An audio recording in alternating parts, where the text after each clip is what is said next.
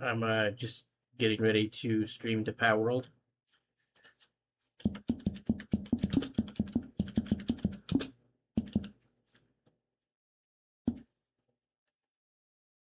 What the Sam Hill Clackanini shite? Ah, there it is. I was about to say, I know damn well I've got more than 20 hours in it.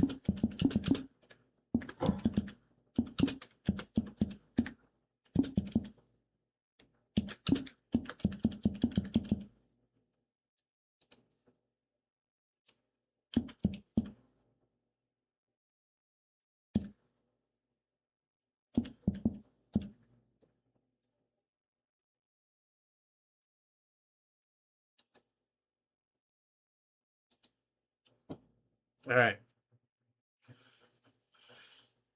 I should be streaming to both platforms now, but let me check to make sure.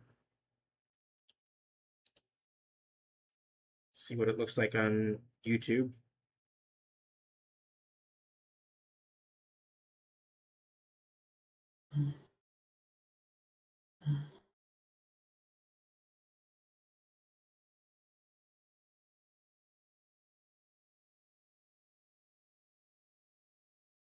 All right, so it's streaming perfectly fine to YouTube.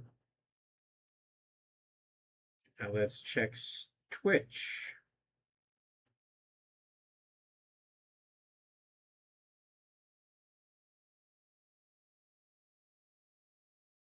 All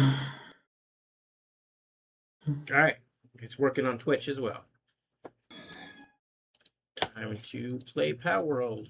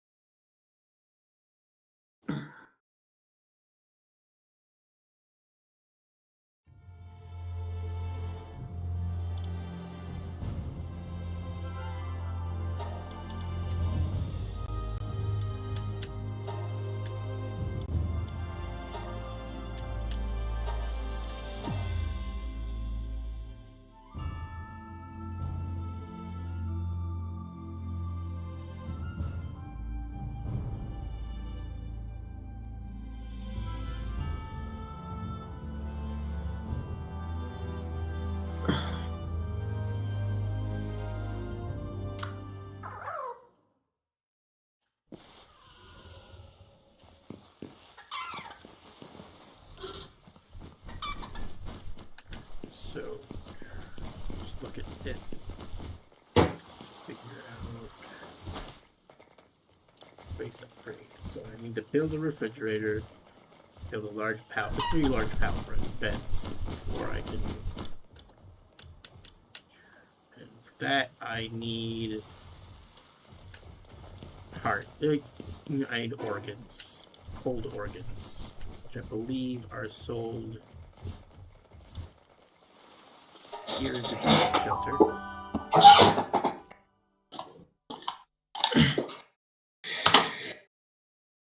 Are you also hopping on Palworld, or are you just chatting? Either way is fine. Either way is fine because my streams do better when I have somebody to talk to in the background.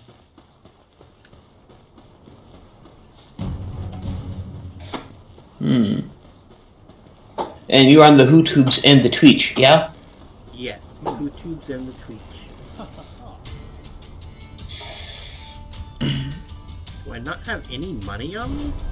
How do I not have any money on me? Oh, because the thing dug it up and I auto-deposited it, and that means I need to find what box they put my money in and pull it back out.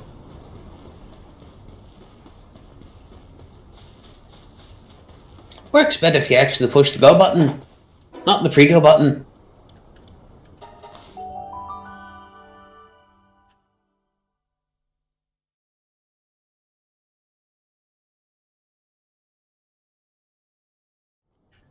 I understand that don't make no sense, but I assure you it makes complete sense. Okay, so money's not in here. money must be... Yes, here it is. Alright. So, is this on the server that you got the information for on the thing? This... What?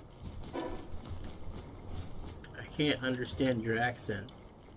The login information. Yes, all the same. Hey.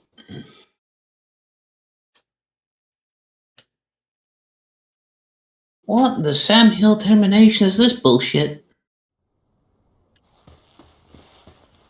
8K.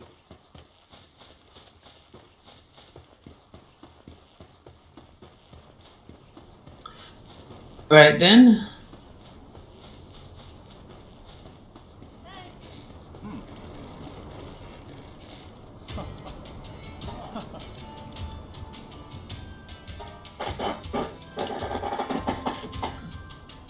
Wow, it's moving fast. Oh no, that was just stage 1 apparently.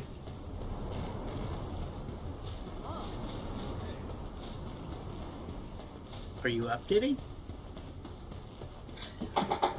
Well, I attempted to launch it. It crashed.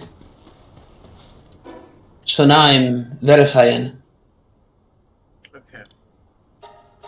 Likely to need an update though.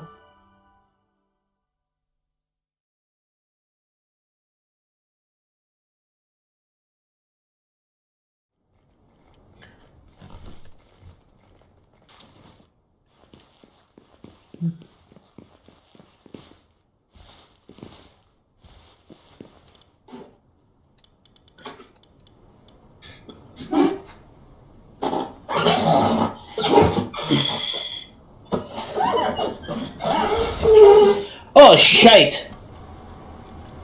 I forgot to do it then. What thing did you forget to do?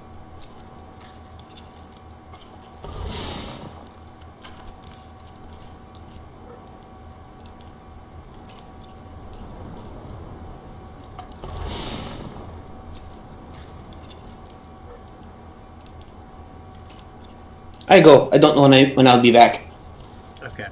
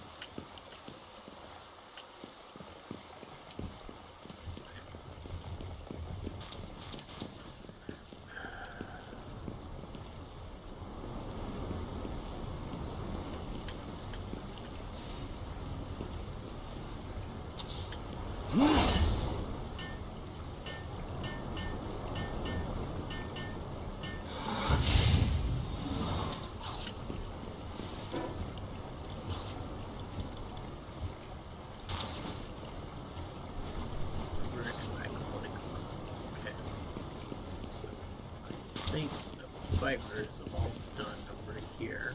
I've been logged off long enough to, yeah. And let's make some high quality cloth now.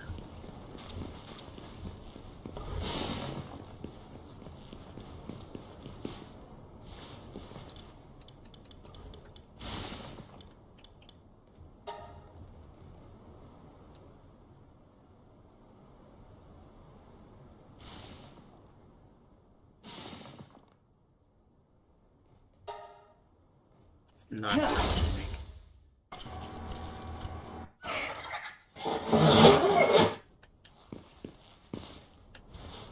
Well,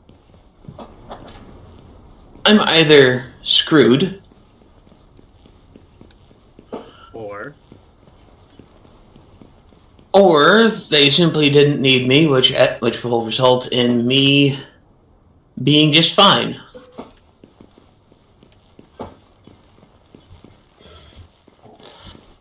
I forgot to make a call yesterday. Oh? Yeah. Did you finally get a job? No. Well, kind of.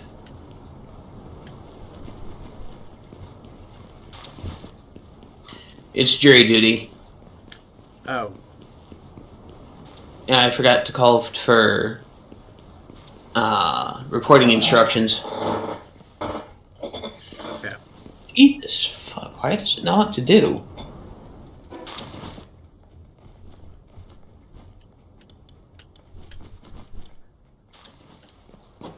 Alright, so it's time to go kill things for leather. Also, put a lamb out here.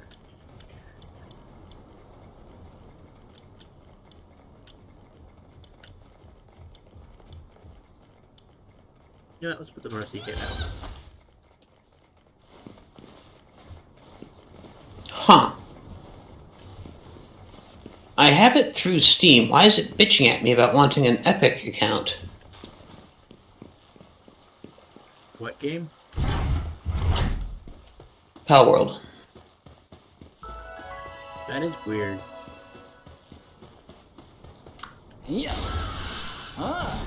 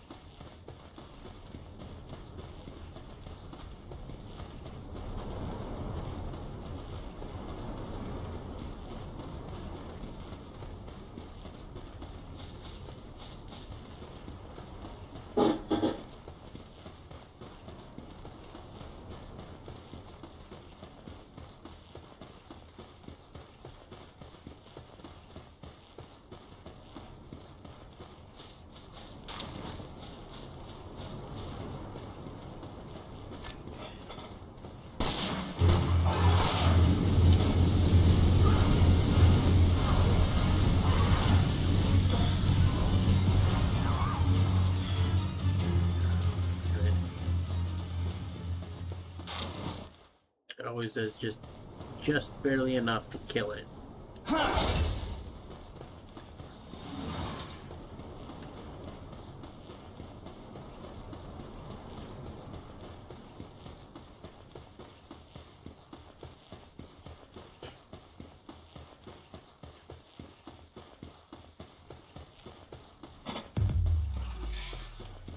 Ooh, leather.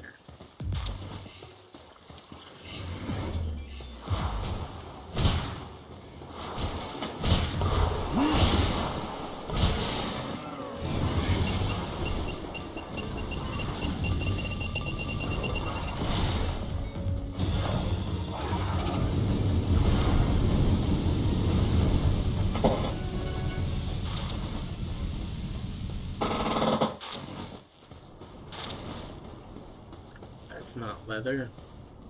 Hey.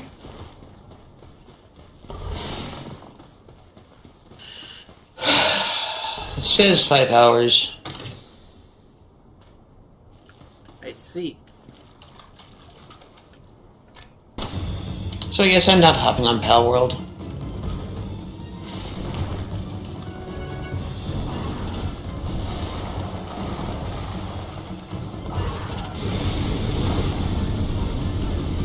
Are you gonna stay in chat anyway?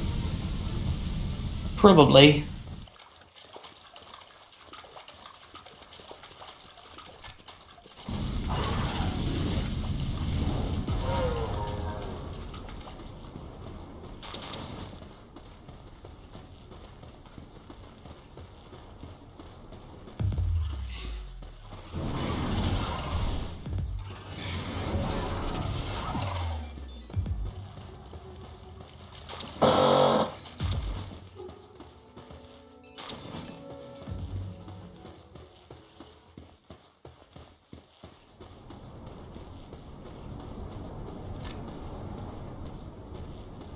age restricted? What? I thought that was a perfectly reasonable question. Or did you not understand it? You're asking why am I age restricted? No, I'm asking if they are. I don't think so. They're not by default age restricted, but they're also not. I selected to not advertise, but to children by default. Alright then. It's no, not for kids, but also no, don't age restrict.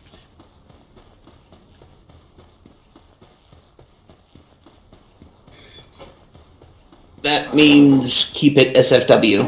Fair enough.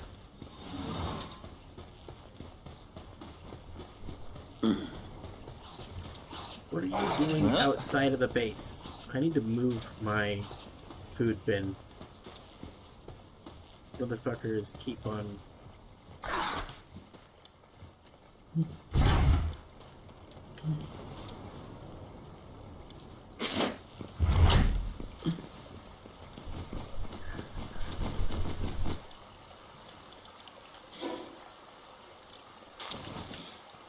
Yeah, I don't have any plasteel yet. I can't build another food bin.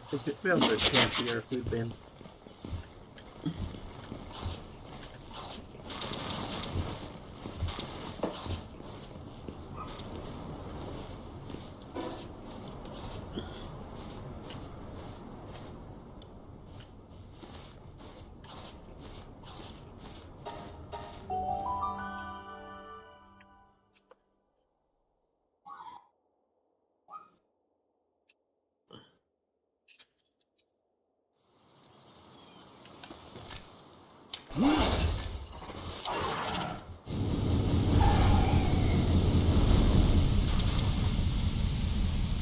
Let's give me fiber and wheat seeds. Okay. Looking for something to give me leather, because apparently 10 cloth isn't good enough. They need a piece Proper of leather leather. too.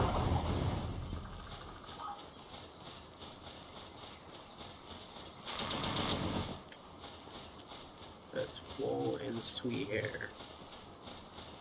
I don't want to fight the Swedes because they don't give leather. Well, they give part of what it is.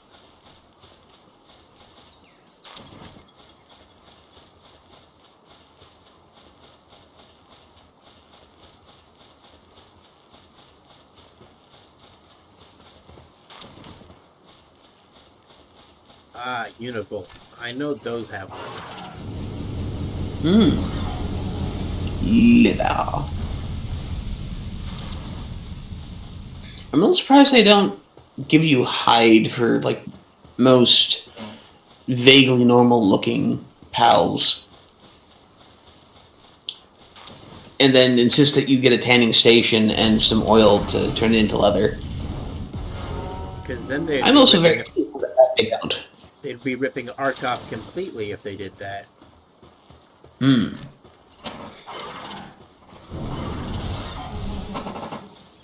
But, you know, V Rising already did that, so...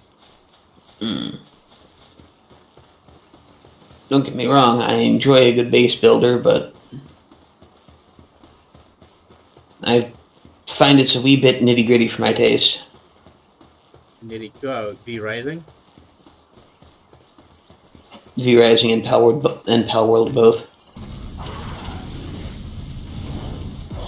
Maybe I don't know what nitty-gritty means. Even weirder, but I prefer either pure spreadsheets or place as I wish, if that makes sense to you. Yeah, I get you. Half the reason why I'm even thinking about Eve.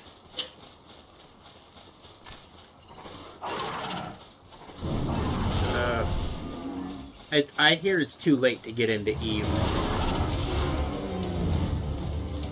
Power creep is just something too great for noobs to overcome. Yeah. And or the galaxy full. Not only that, but it's a purely PvP game. So even if I did get some sort of footing, somebody's gonna come and take all my shit.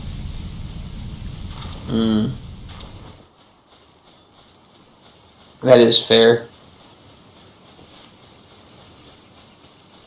That said, Eve would be the thing I go to scratch that itch when I have it, if I have it, which is the other half of Moe's. If you're not constantly scratching it, it will always be farther behind than you think it is. If that makes any flavor of sense to you. No, that's the reason why most people can't get into art, because you can't hold down a full-time job and play Arky at the same time.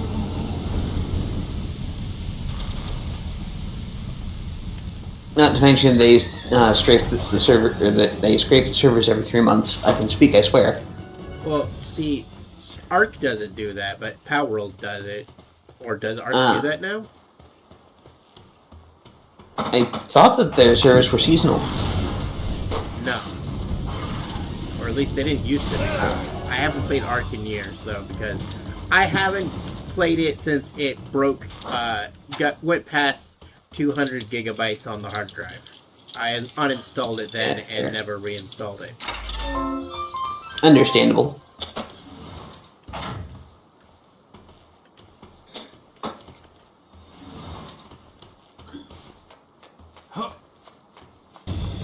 Oh! Happy days. Only 2.5.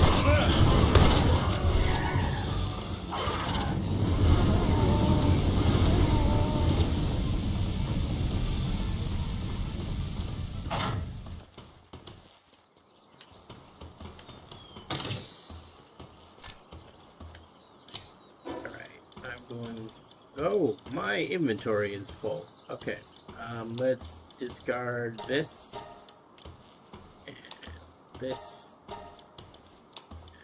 this. Put these in my food. And take this off real quickly. Shoot this guy in the head while he sleeps. Naturally, there's no better time. Shotgun shells, huh?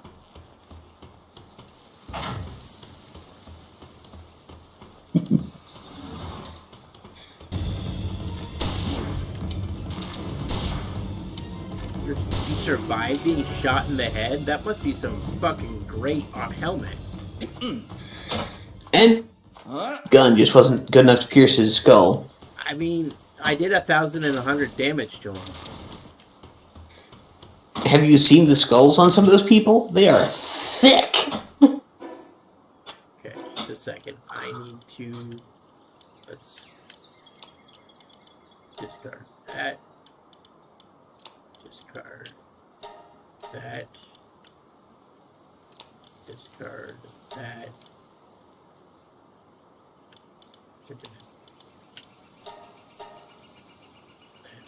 Training manual, wooden barricade, advanced technical manual, set up, inventory full.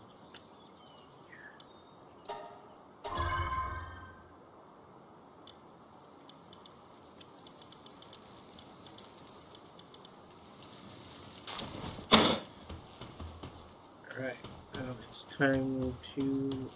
I guess I got enough leather already.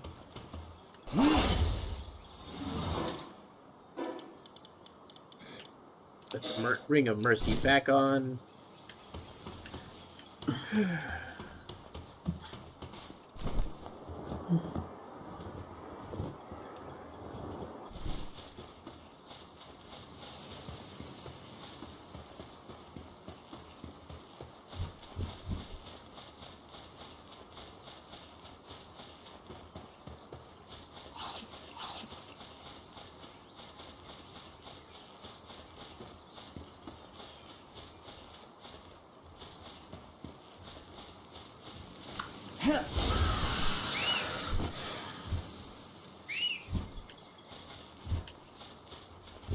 Just let me mount this stupid fucking bird.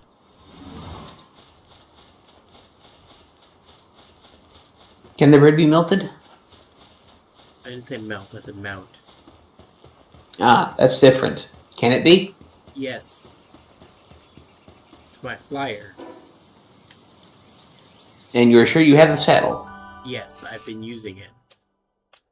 Okay. Otherwise, it wouldn't even let me whistle for it.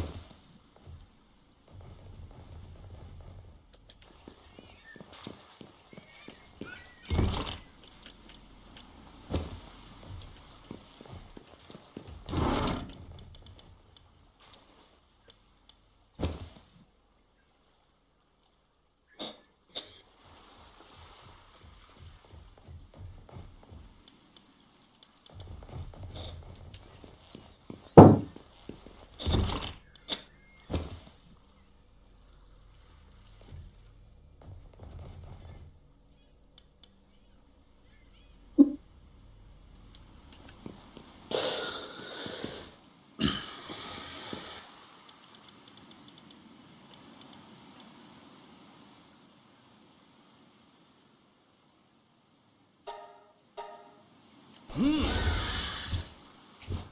it.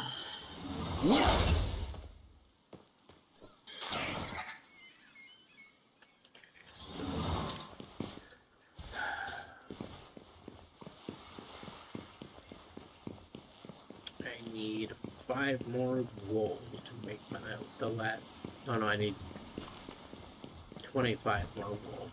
Oh, wait a minute, I need 50 more wool.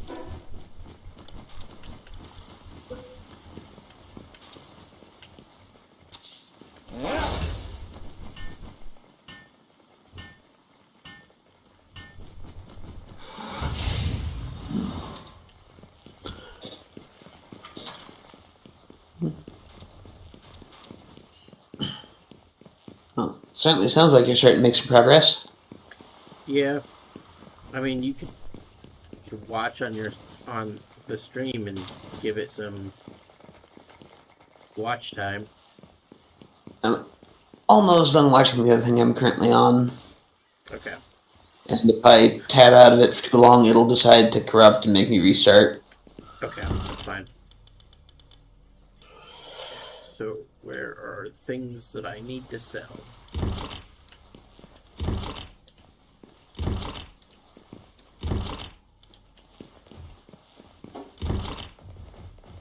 Sellables. Where are the sellables? Since I'm going to build the next base out of metal, let's queue up some metal.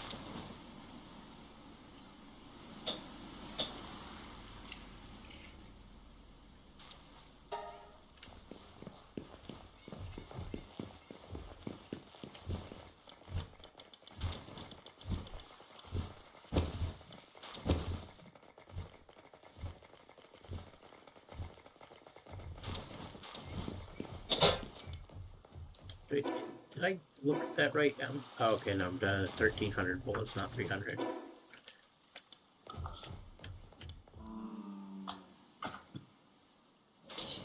All of your handles are the same, right? On my handle? Yeah, they're all one zone demon. You could also ask me to drop a link if you wanted.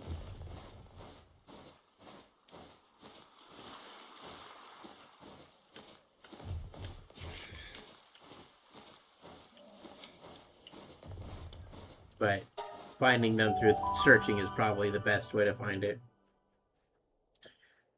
It helps me in the algorithm if you manually search it and then click on it, showing YouTube this is what people are talking about when they search One Zone Demon.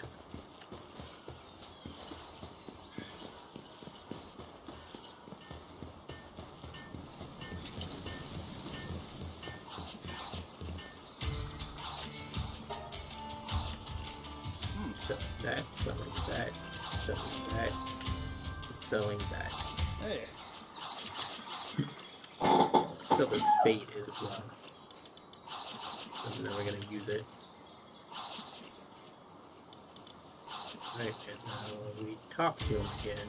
We buy wool. Oh.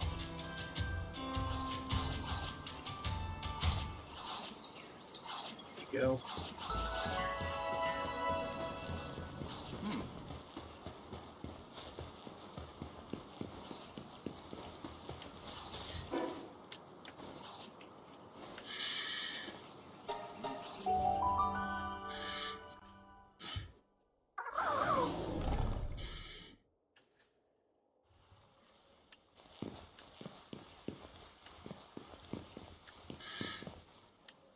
This desk isn't big enough to have a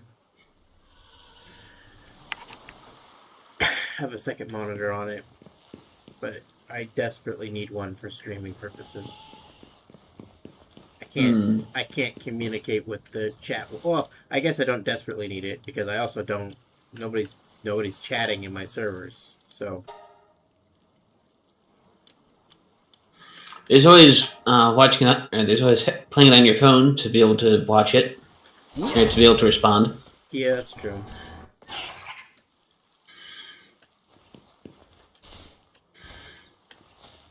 All right.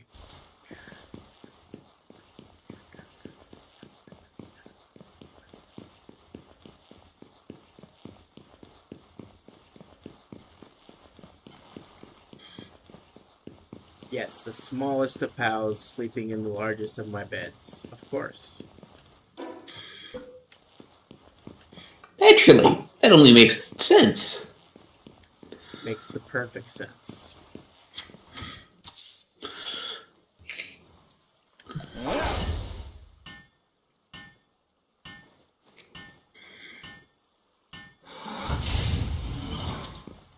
Alright, now I can upgrade it to be able to have 3 bases.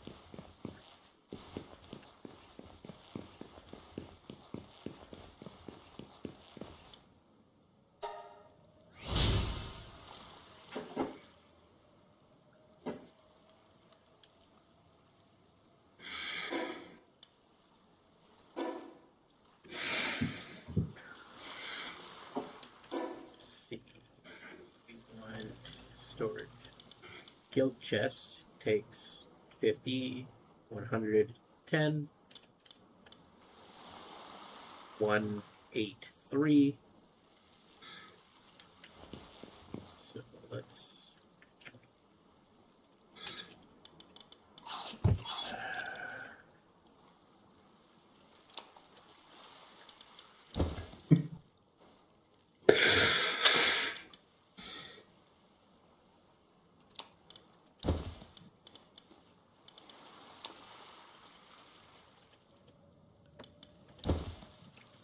See.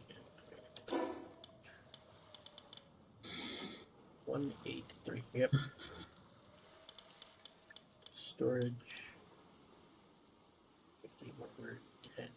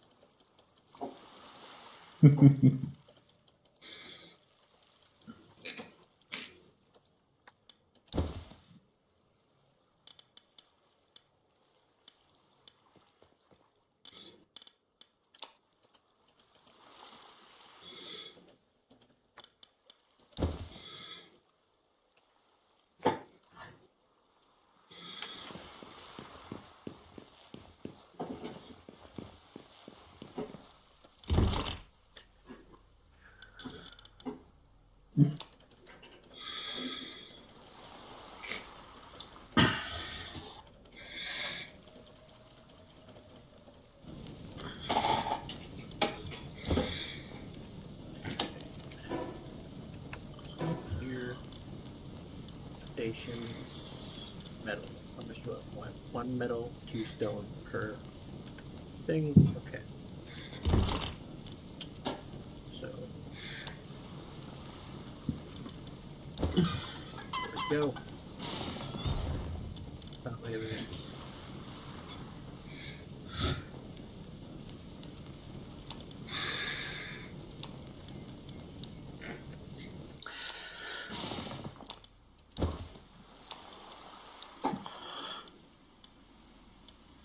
So.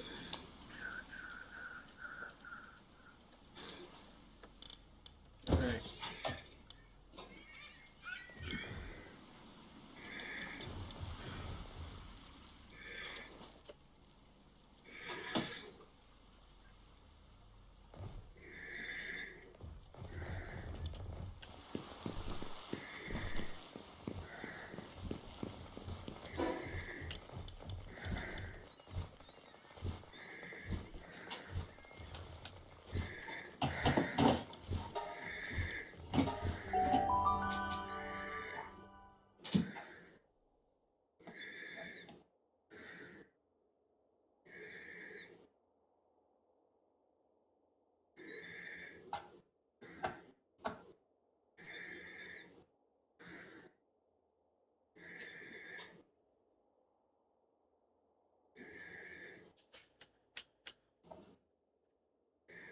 Come on. Oh, there we go.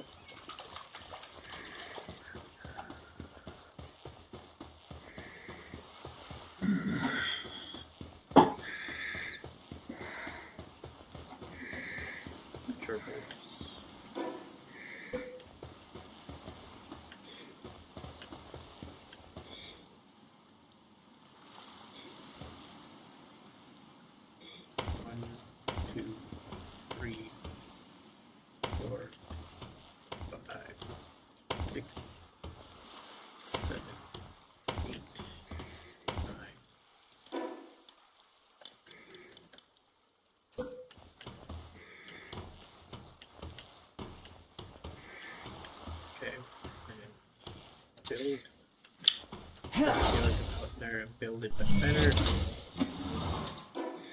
go for storage. Guild chest.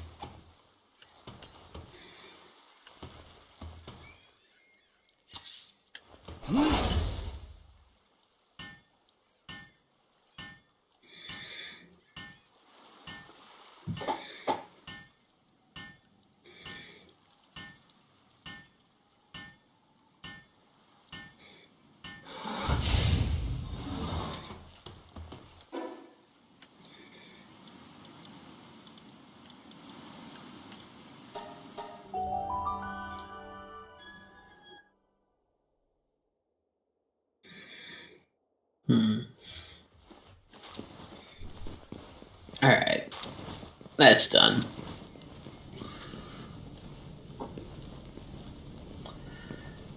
That was fun and something to discuss off stream.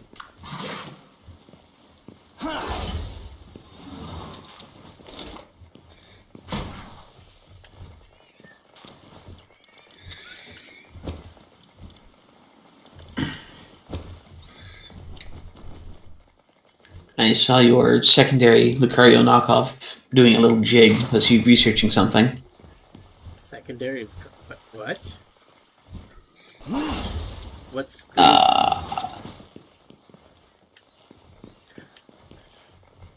the only one? The deer thing, I guess. The Earth thing. That? Yeah, that. For a moment, it looked kind of like a Lucario when it was running in place. I couldn't remember its name, so I used the first one that came to mind. Or do you mean the thing with the horns? Yeah, the thing with the horns. The Incineramp. No. The pal that you just pulled back again for the second time. Yeah, him.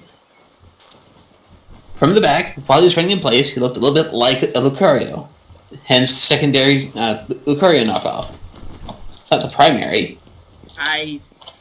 So, you're speaking to somebody who doesn't even see the similarities between the Anubis and Lucario in the first place? I don't even know what pal you're talking about. That's fair. Neither did I.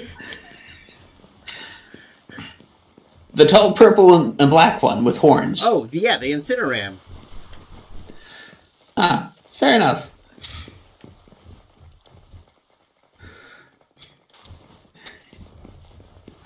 Sorry about the confusion.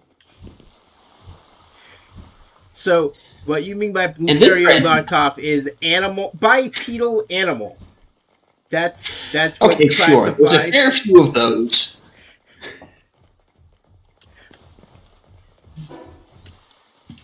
That's his. It's the first one that came to mind. Okay, vaguely humanoid. Close enough. It's in the bio. That's almost as bad as them calling Pantheus Kyogre knockoff. And I was like, yeah, they're both whales, but one's an orca and the other's a blue whale, and then one has big hands for fins and frillies in a tail fin, and the other one has regular fins and a crown. And one person orcas aren't whales. Dolphins are a type of whale, and therefore so are orcas. No, they're porpoises. Yes, which is all of which are related to whales, but they're not actually whales. Same goes with the manatee. Okay, that makes it even worse. Okay.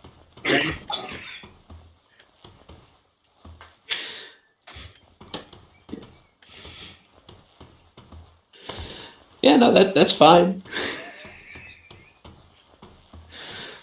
I never said I was particularly good with picking out what's like which.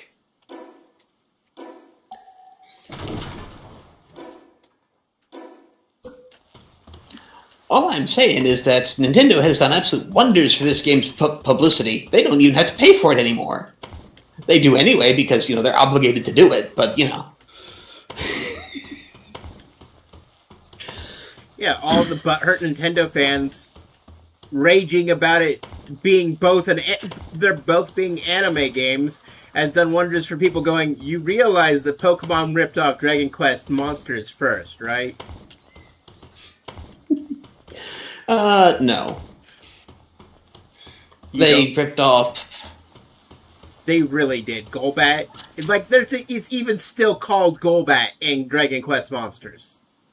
They ripped off Pocket Pals first as the initial design concept from the manga.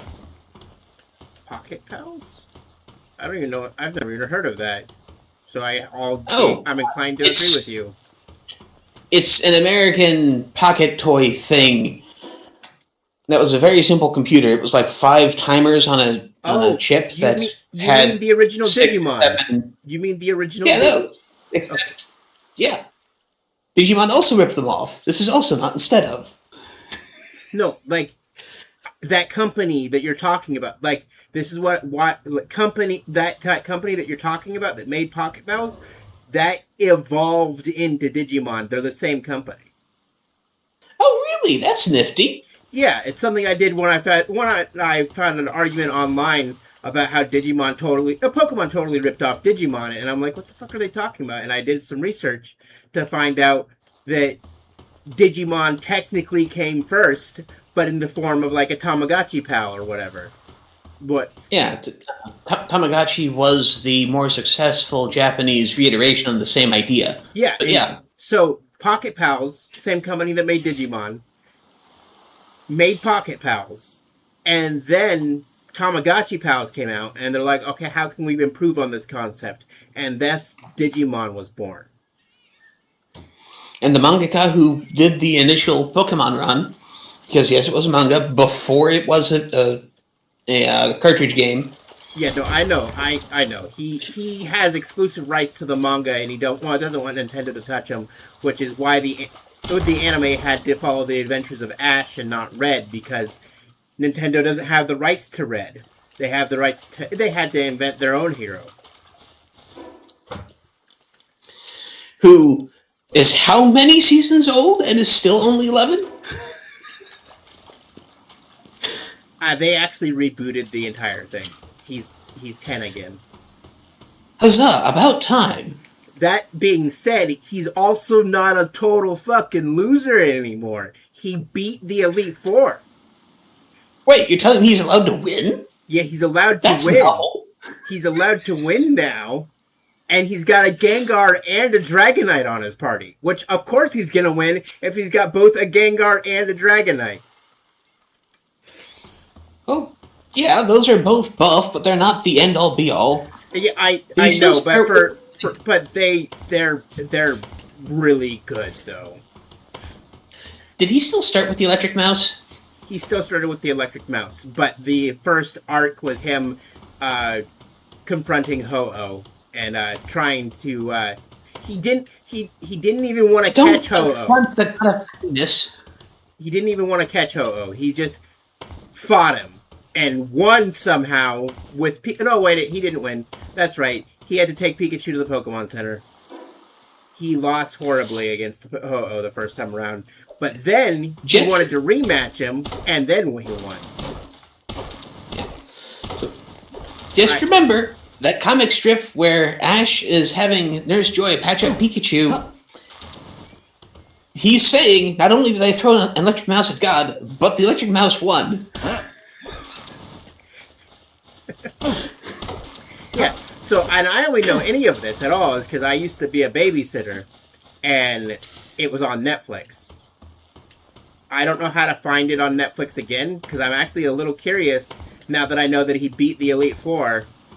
But I only watched the first couple of episodes before the kids' parents got home, and I went back home to play.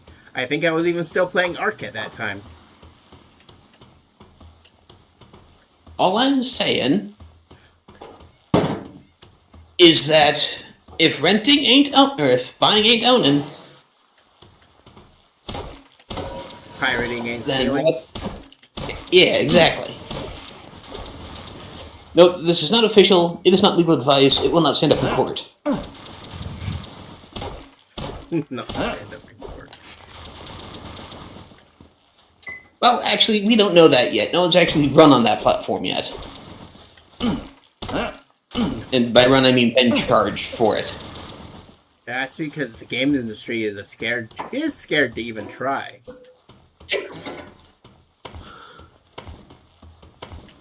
It's not just the game industry. It's a field of flowers in my face. Gotta chop down all the trees.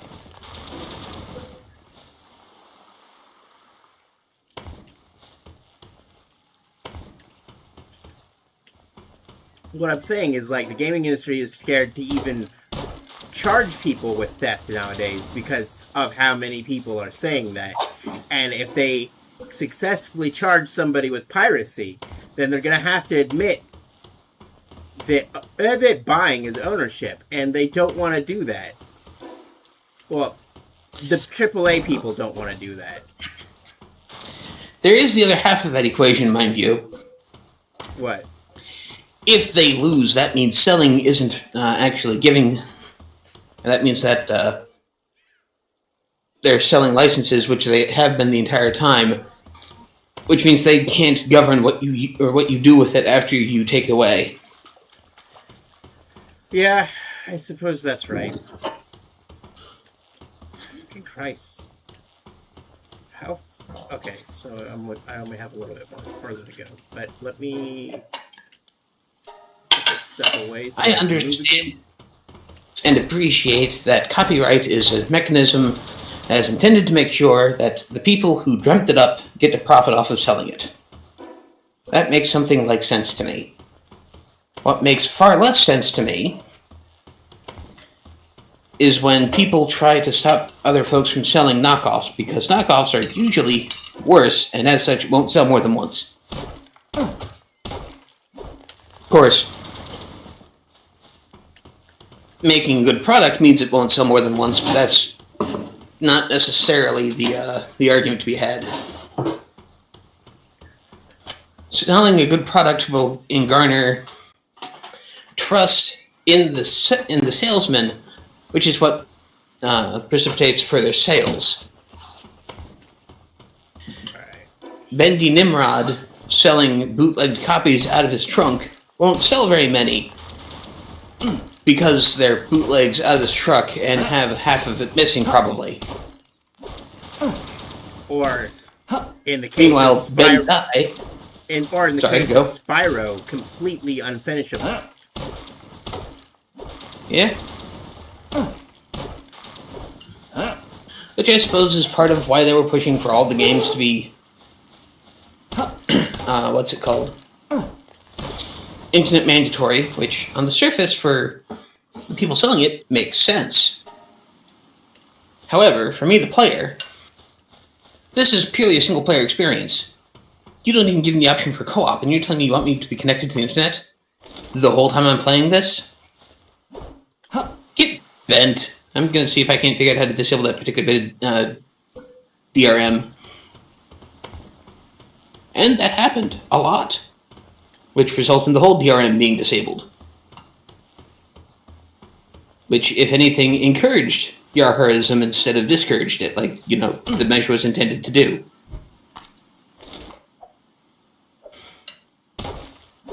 I actually heard someone recently discuss Steam and how they're successful. They're successful not because they offer piles and piles of games. They do. But they're successful because they've been cultivating a community around that pile of games. Yeah, and they honestly let you treat you like if you buy the game, you own it.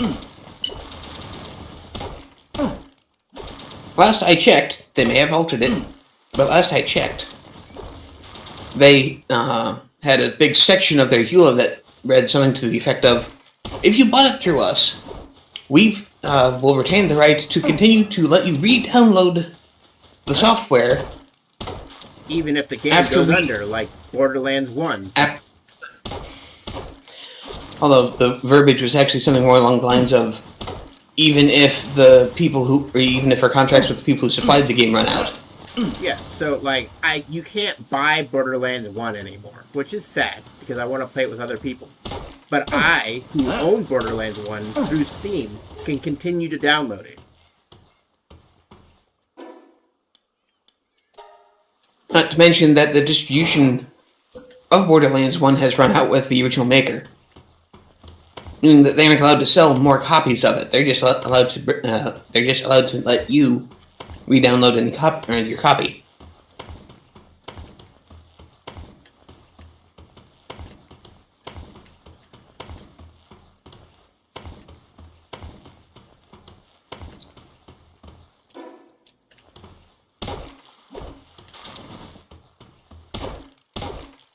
Which is very cool of them.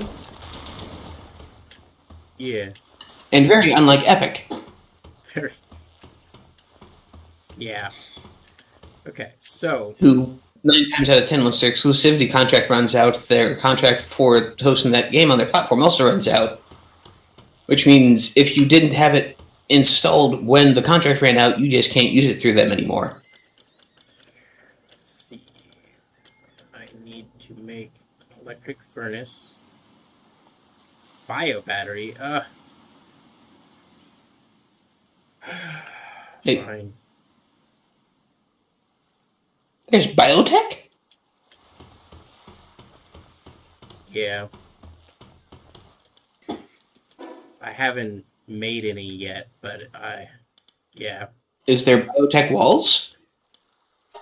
I don't think so.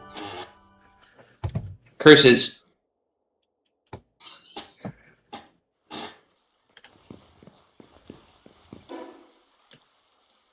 So I need 3 more polymer and 4 bio batteries.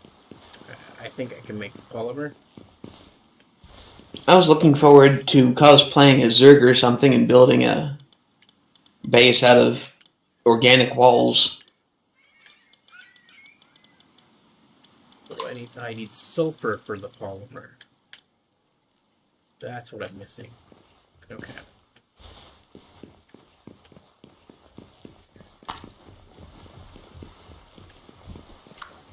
I mean, at least I already have that base claimed. But let's go over here and see if I can scrounge up some sulfur.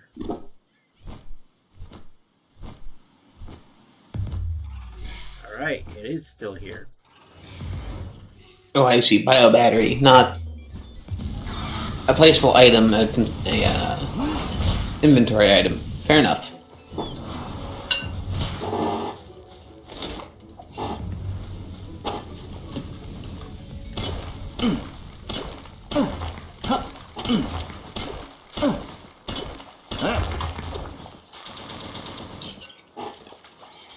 Your stream is a wee bit behind our voice chat, so I'm seeing you discovering requirements significantly later than when you say it. I'm a little confused about what things are for a minute.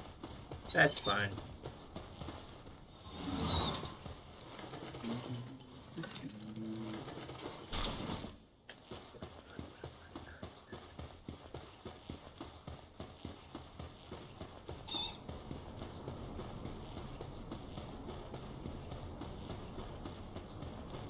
So, that's more than enough polymer.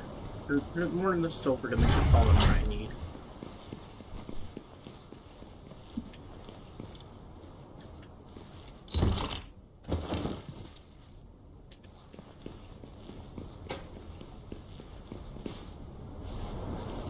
Let's make all the polymer I can anyway.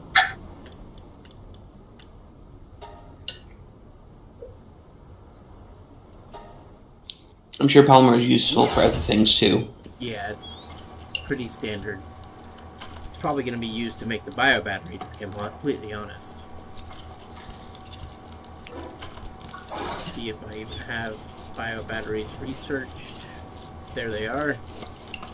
Electric, refined, and carbon fiber. Alright, I'll make some coal. I'll make some charcoal.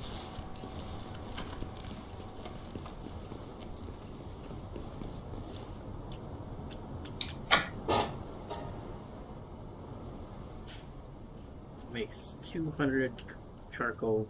Should be able to make 100 carbon fibers out of that.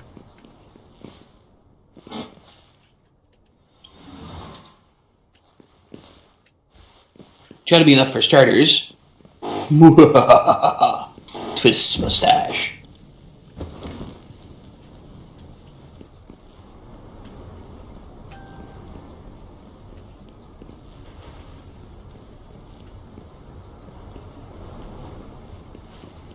And this thing right here, the Gengar, its name is totally ripped off of Gengar. And it even starts off as a dark water type.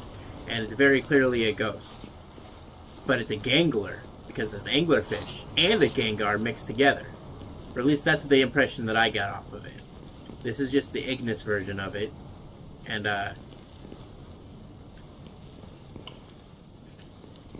yeah.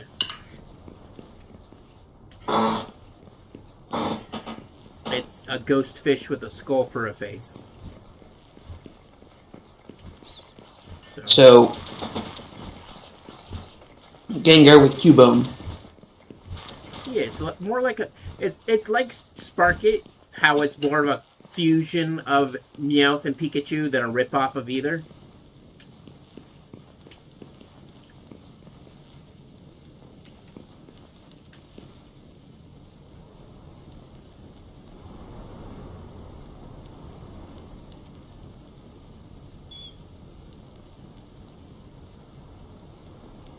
But, you know, Pokemon fans are retarded, so they, like, the only thing they can see is Pikachu, even though it's a cat.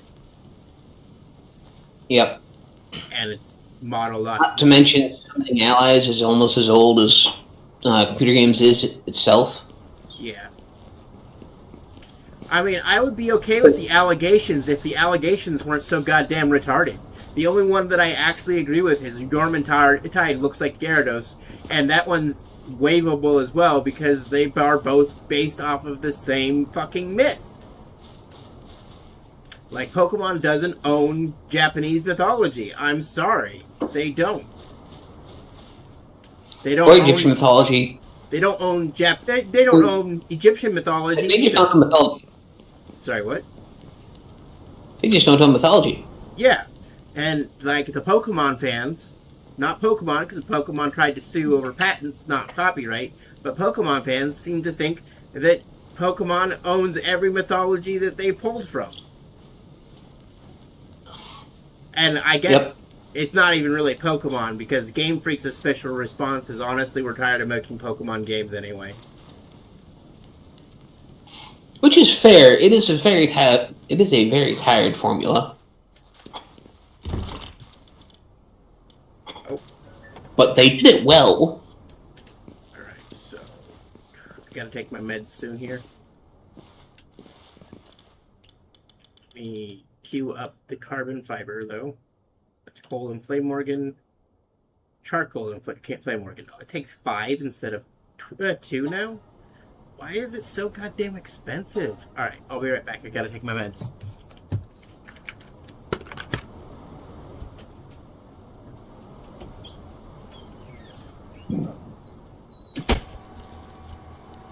Excuse me.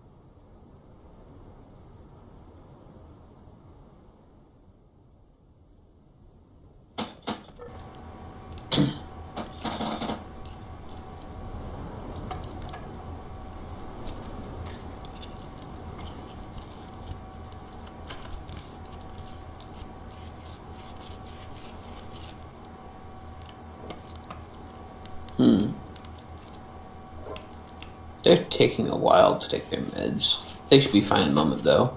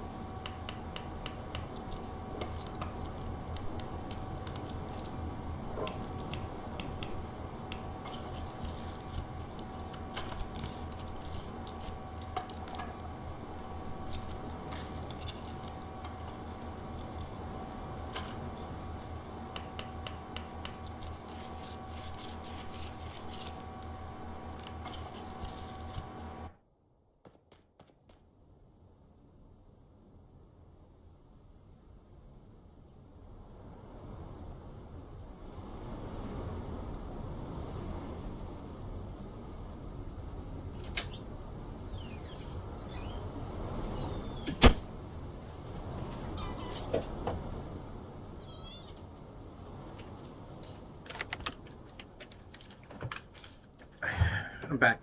I had to show the I had to show the home provider my insurance letter that I just recently got. Gotcha.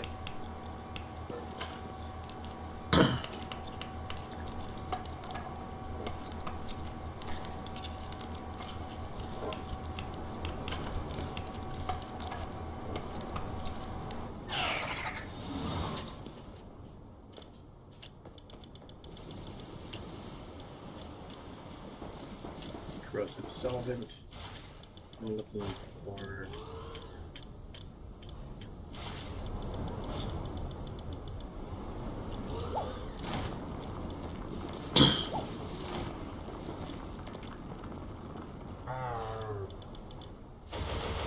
Oh, are you fucking serious?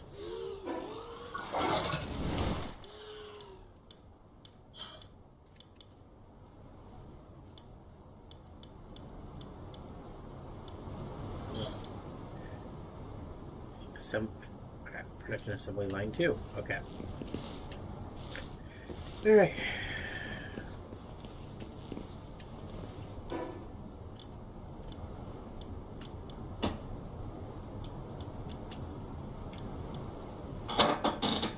Need 5 corrosive solvent and 30 cement. Okay. I can make that, I think.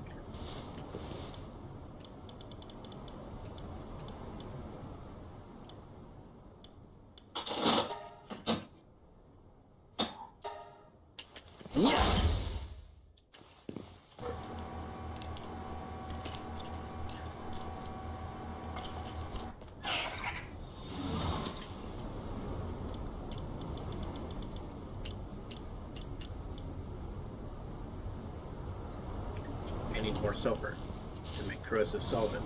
Okay, that's... oh my god. Does anything drop sulfur as a rangeable?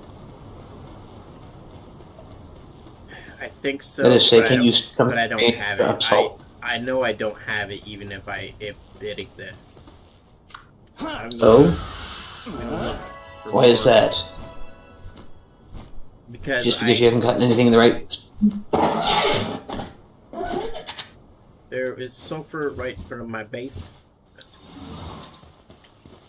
Ah. They made sulfur more abundant. They made a lot more drops for it, but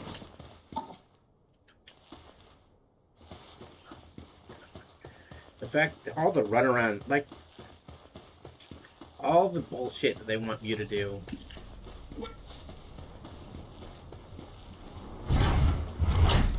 To 1.0. It's insane. It's literally insane.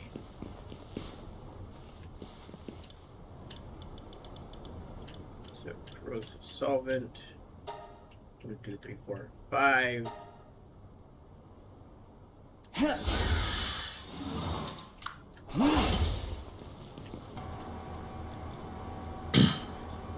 Oh, and I guess I'll show the reason why I'm using my Incineram Knock to make everything instead of catching an Anubis. is it's got 10 handiwork.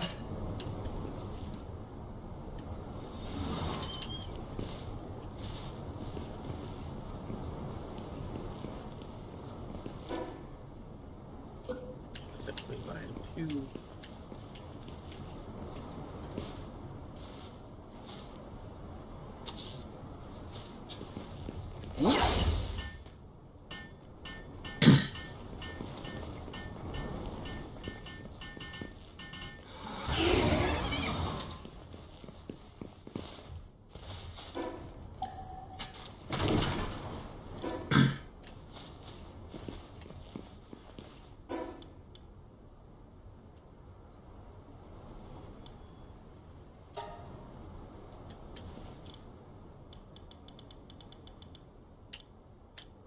Biofuel.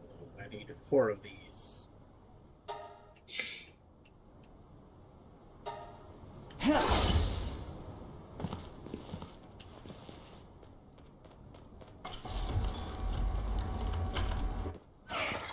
Bio battery. Alright, and then so to make the electric furnace, 10, 15, 20.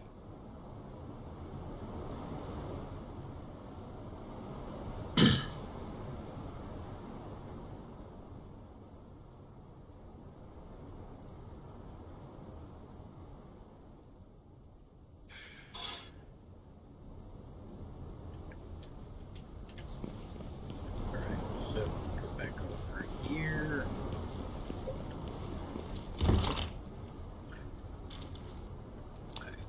Get 10 of these, put up here. Get 50 of these.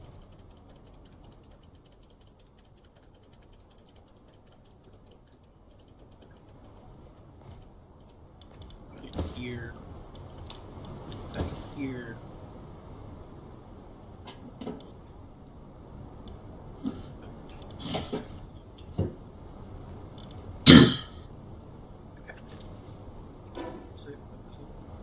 Copper. I need 20 more copper too.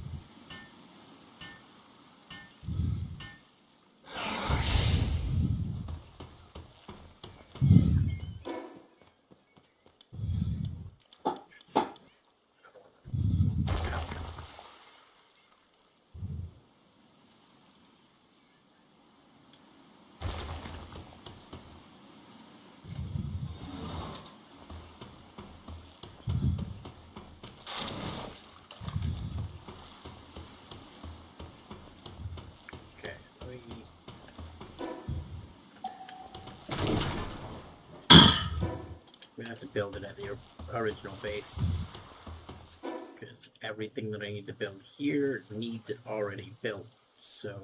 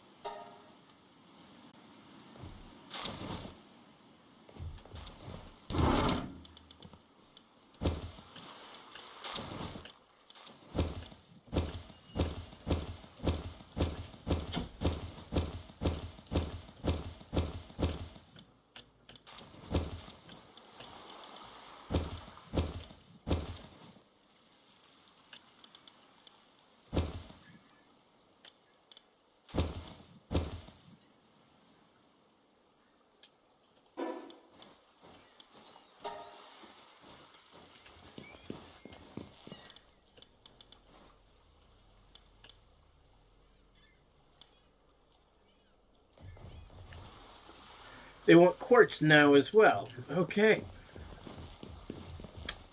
You guys can go get fucked. I'll still play your little game, but you can get fucked. Right in the ass.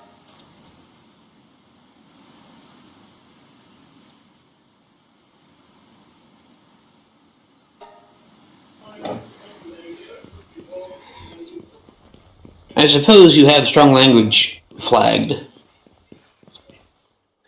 It's not for kids. Yeah, fair.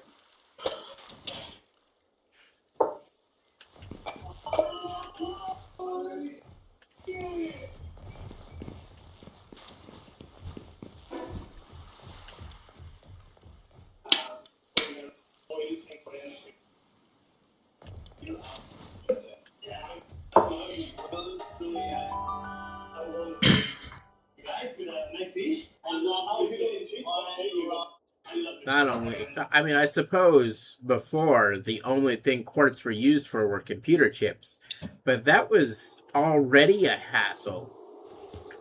Weren't computer chips basically used for every third thing, though? Yeah. Every third thing packs like 45 or something. Now it's used to make POW metal as well.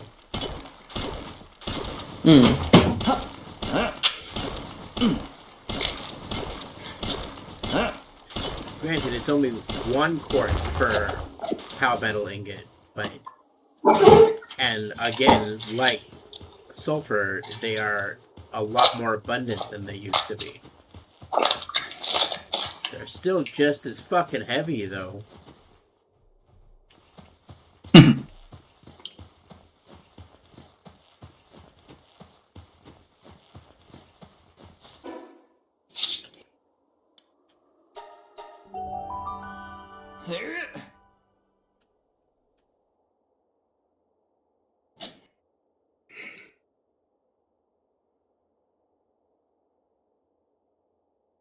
I think it needs coal now as well. Which...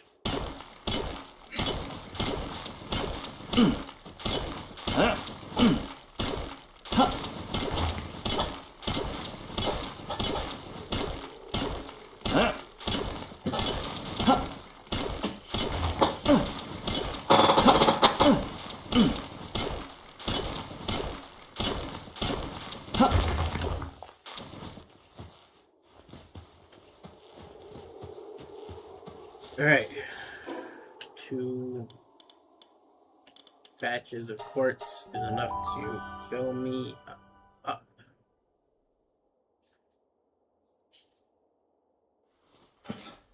Sounds like someone needs more points in Strunk. You mean weight? Yeah.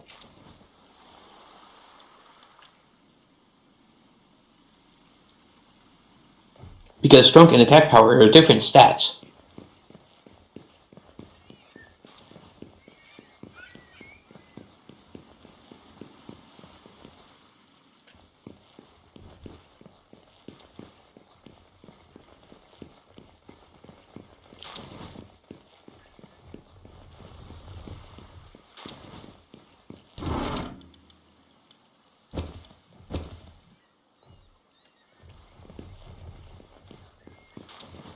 Go into an early dungeon while that's grinding and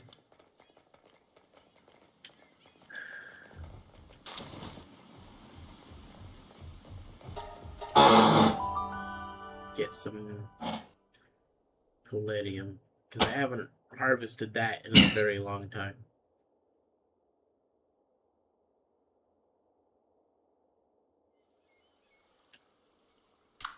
Yeah. Fair. Palladium, sorry, not palladium. Now I'm making that mistake.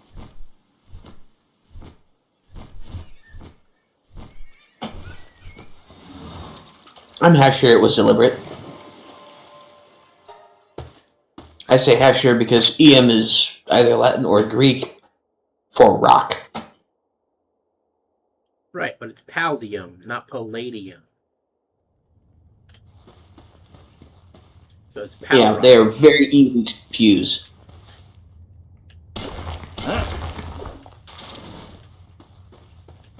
Especially since one actually exists. Yeah, I know. I know.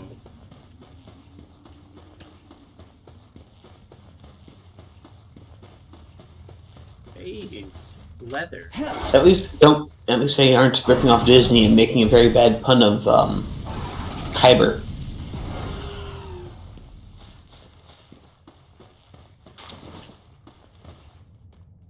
Seriously, that's the magical go-to crystal whenever they need anything to be weird. Oh, what's this? We need a weird tech? Just slap in a Kyber crystal. So wait, is Disney doing that ever since they bought Star Wars? That everything's a Kyber crystal now? Well, not everything, just everything that they need to do weird stuff. All the holocrons are constructed around Kyber crystals now. Like, the warp drives apparently have a Kyber crystal in their core that generates the field or some such bullshit.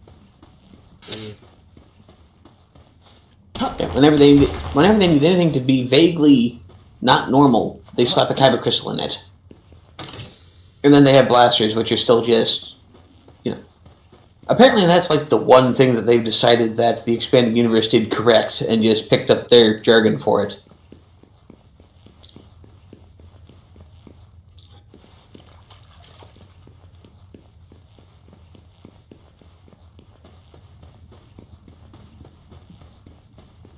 Hey, look, more leather.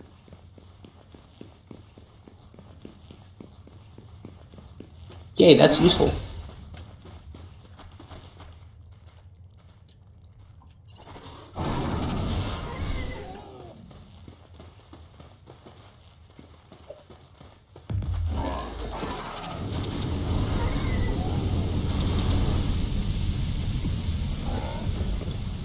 I don't think the big one dropped leather.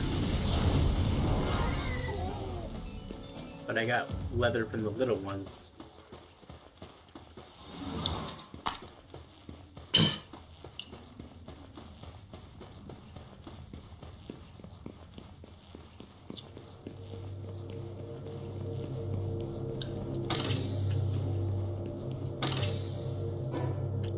Well, it says only an hour at this point.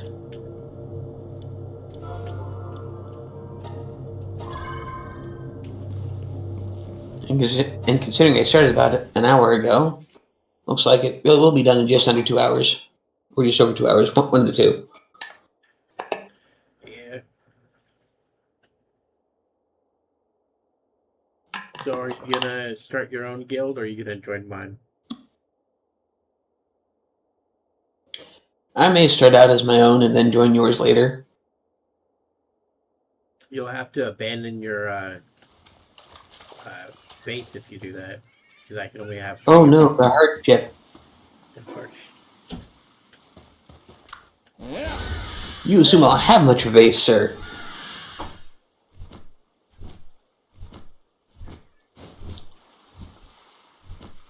Well, then again, I do like my ziggurats.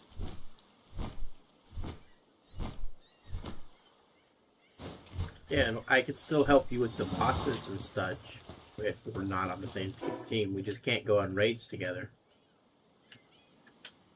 Oh no, the hardship.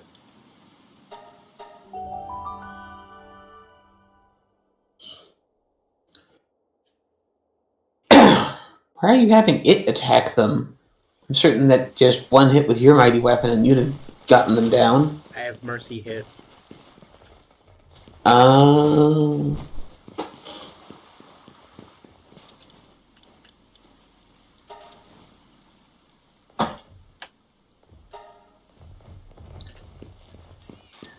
I wonder if that still works. But If you having mercy hit means if you're mounted on something, they also have mercy hit for until you get off of them. I'm not sure. But now that things are doing some smelting and whatnot, I'm gonna go take a quick bathroom break. Fair enough.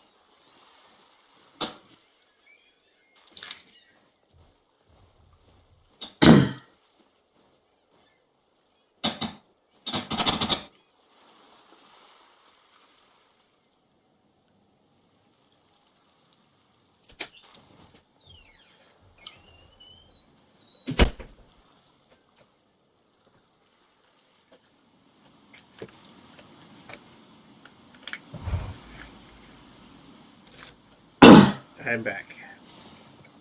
Hello. Hello. What do I need to do to upgrade my base even further? Build an electric kitchen. Okay.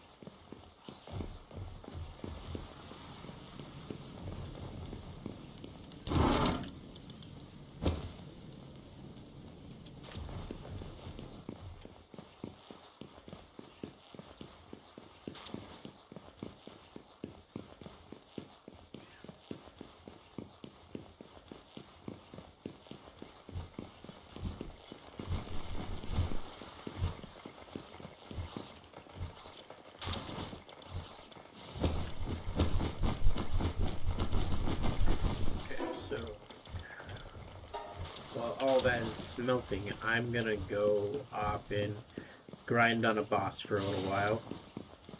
Ah, fair.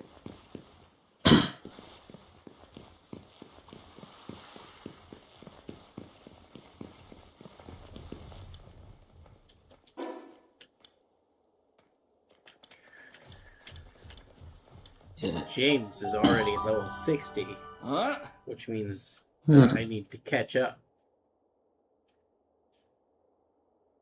So they reduce the amount of experience it takes that bosses give you, but they also reduce the amount of experience it takes to level up. Ah, did they also crunch the levels down again, or? No, the max level is 85, I think. Hmm. It's just 80, never mind. Beam launcher.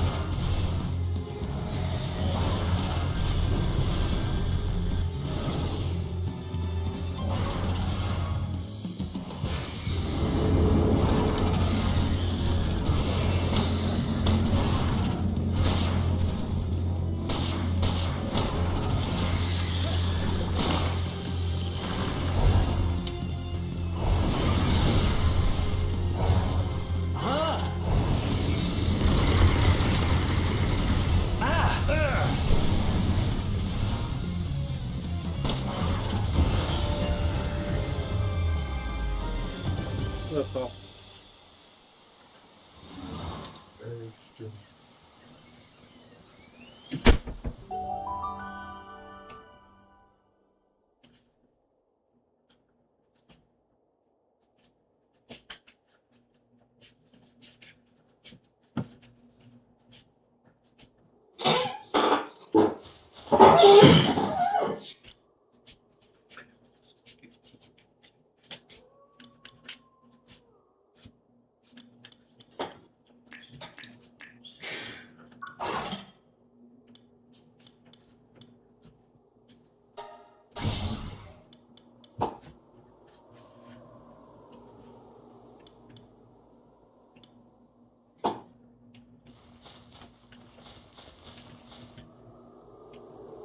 Huh? Huh?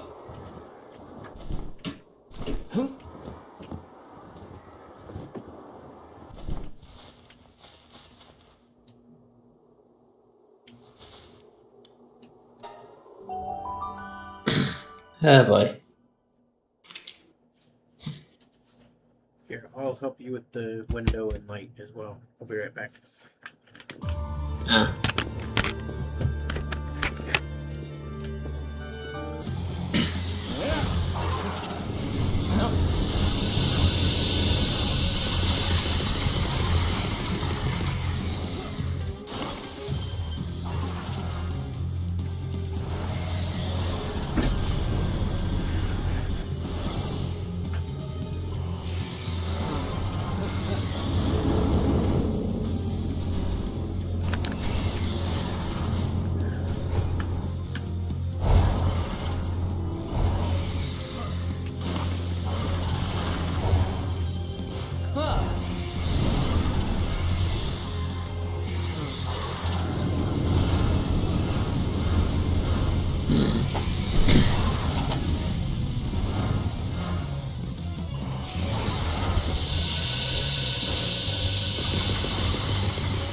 Oh boy.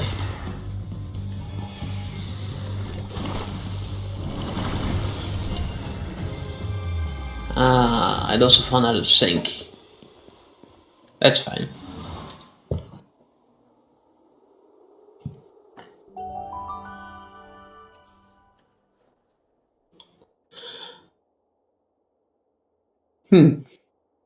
Neat.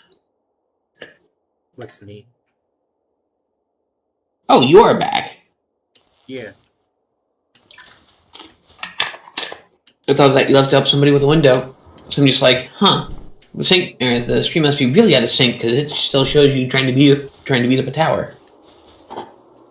No, I did help them with the window. It's already closed. It's in the same room. Ah, excellent. Fair enough.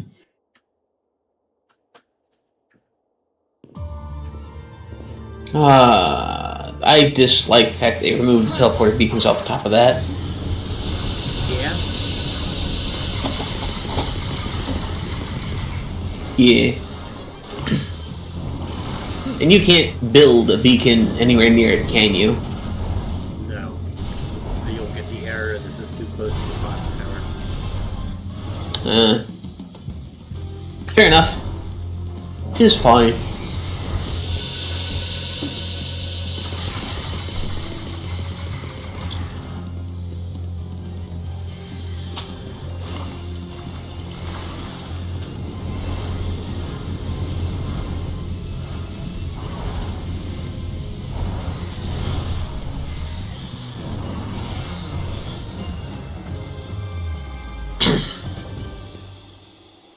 So I just ran across a bit of interesting information. Oh. Have you seen Naruto? Vaguely years ago. I Alright. watched it to So figure you out knew what all the hubbubaloo was about, but I didn't watch Shippuden, I think is what it's called. Do you recall, like, how half of the characters were in fishnets? Yes. Turns out, that's not fishnets. That is oversimplified chainmail. Oh. Oh, the artwork is worse than I thought. To be something resembling fair, they were in a pretty tight schedule, and chainmail is a bitch to animate. And being fishnets is better than just painting it gray. They could have at least made it gray with a scale. Like, they could have painted it, done both. They could have done both, and it would have been better. True.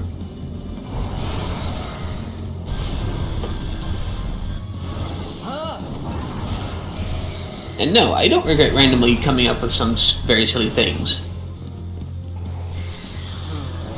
That's fine. Because random very silly things are very silly.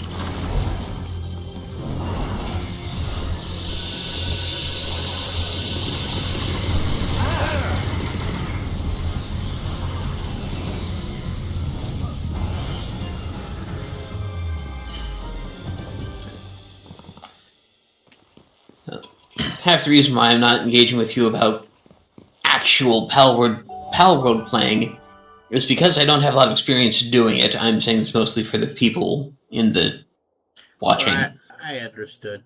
I don't. As far as Twitch goes, there's nobody to talk to, but you can still watch this later on YouTube. Yeah.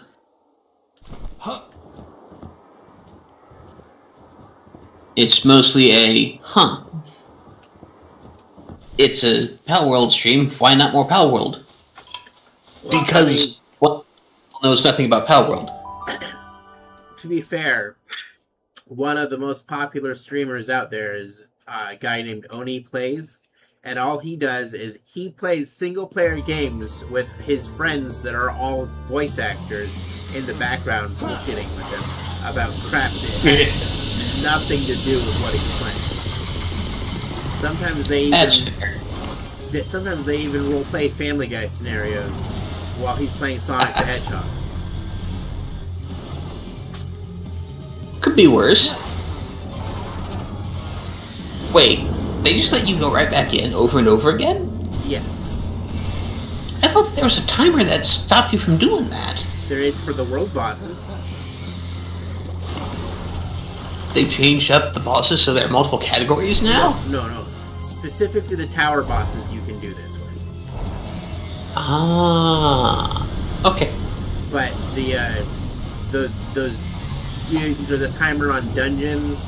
There's a timer on boss spawns. Like, a timer on everything but the world boss. That's but the tower bosses. And so... Gotcha. I can just grind the tower bosses for XP. Which may or may not be how it was designed, but I believe it's an alternate way to play other than to just catch everything in sight. I have limited space in my PAL box. I don't want to catch everything in sight. I mean, I know that I was catching just about everything in sight for a while. Because that was the best way to get XP that I could find. Yeah. But if if all you're after is XP, then this is better, in my opinion. Huh. Running around and catching pals did two things for me. The first thing it did was it got me a bunch of XP. The other thing it did was all those pals I was catching dropped stuff. Yes. And you see, it's that second half of that equation that tells it from worth it to not worth it, or rather, tells it from not worth it to worth it, in my opinion. I mean, sure, I use a bunch of balls, and I have to be picking mons that or not mons, but pals I haven't picked before. Which means not everything is valid. If you've caught more than 12 of them, they stop giving you XP, which is silly. Calling them mons is still reasonable. They're still monsters. Yeah. Well, most of them are monsters. Calling them Pokeballs instead of spheres, however, it's legitimately what they got sued over. But they still won the lawsuit. No, it was a bit more complicated than that. It had to do with the interaction with menus and the actual deployment of the thing, but that's its own kettle. The initial complaint was the PAL spheres being like Pokeballs. Yeah.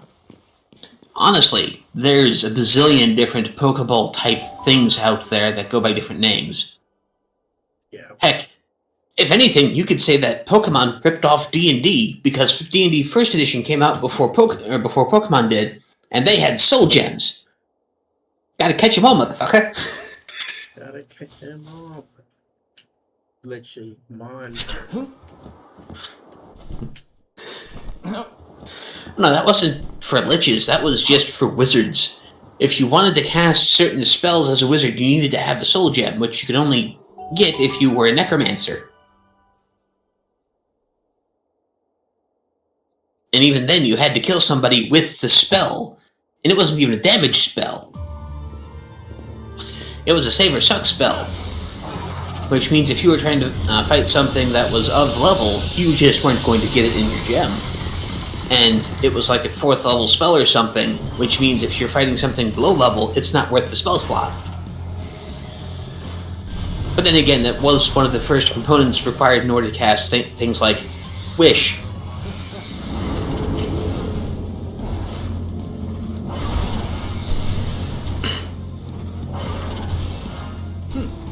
The hit die of the creature, the challenge rating of the creature, was directly related to how powerful the wish you got was. You had to have a soul gem of a particular challenge rating in order to get wishes of a particular kind off. Once I get to 55, I'm gonna take on the Japanese tower. Mm-hmm. I don't remember how many times I've started playing this game with you, but I never get past the Pyre brothers, or at least not very far past them. Well, I think the last time the Omens and you didn't get far past them is because the update was announced and we all voted to restart the server. Yep. But not a bad call in my opinion. It's somewhat disheartening. I mean, at least you were able to. You like stored your entire PAL box, so you have all of your PALs still. Yep. And I'm likely to purge a bunch of them because something like half of those, if not more, were bad eggs that was hatched and was going to be compression material anyway. I just didn't bother to sift through them at the time and just move them all over. One of those, I'll sort it out later type things, you know?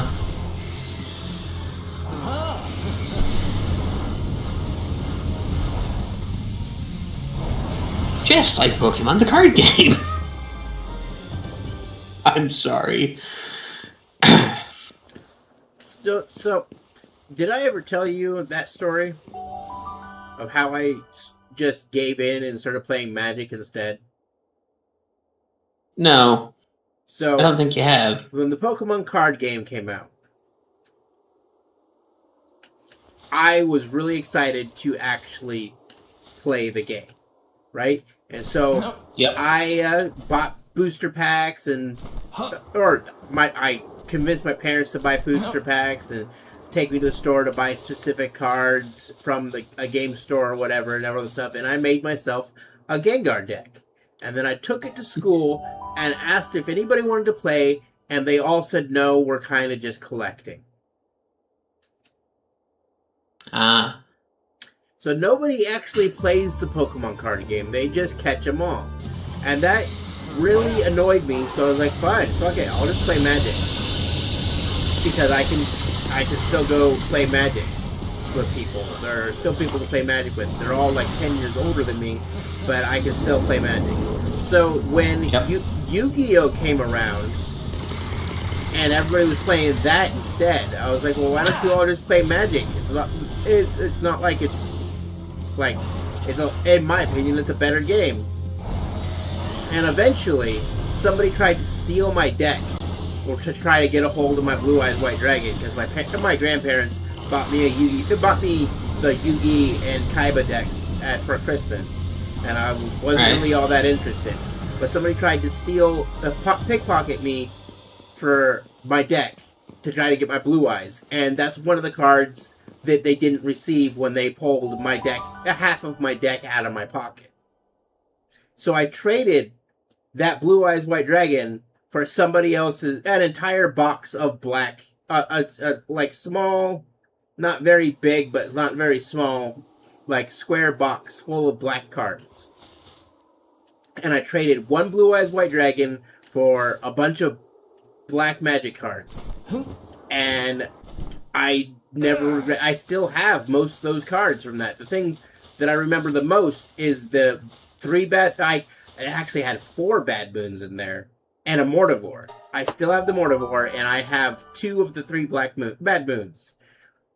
And the other 2 of the Bad Moons, one of my ex-girlfriend, the girlfriend I was dating at the time, she has one of them, and then the girl I was dating in college has the other Bad Moon, or hopefully she still has it. I know the girl I dated in high school still has the first Bad Moon, as we've talked about that, but you know, it's never a good idea to go and, there's never a good time for that. And me and her have talked, I haven't touched base for years on that, but she verified last time we talked that she still got all my Magic cards in her box of memories. And fair enough. And that the Bad Moon is one of the cards that she note that she has in there. But I still have most of those cards, and I don't have any of my Yu-Gi-Oh cards anymore.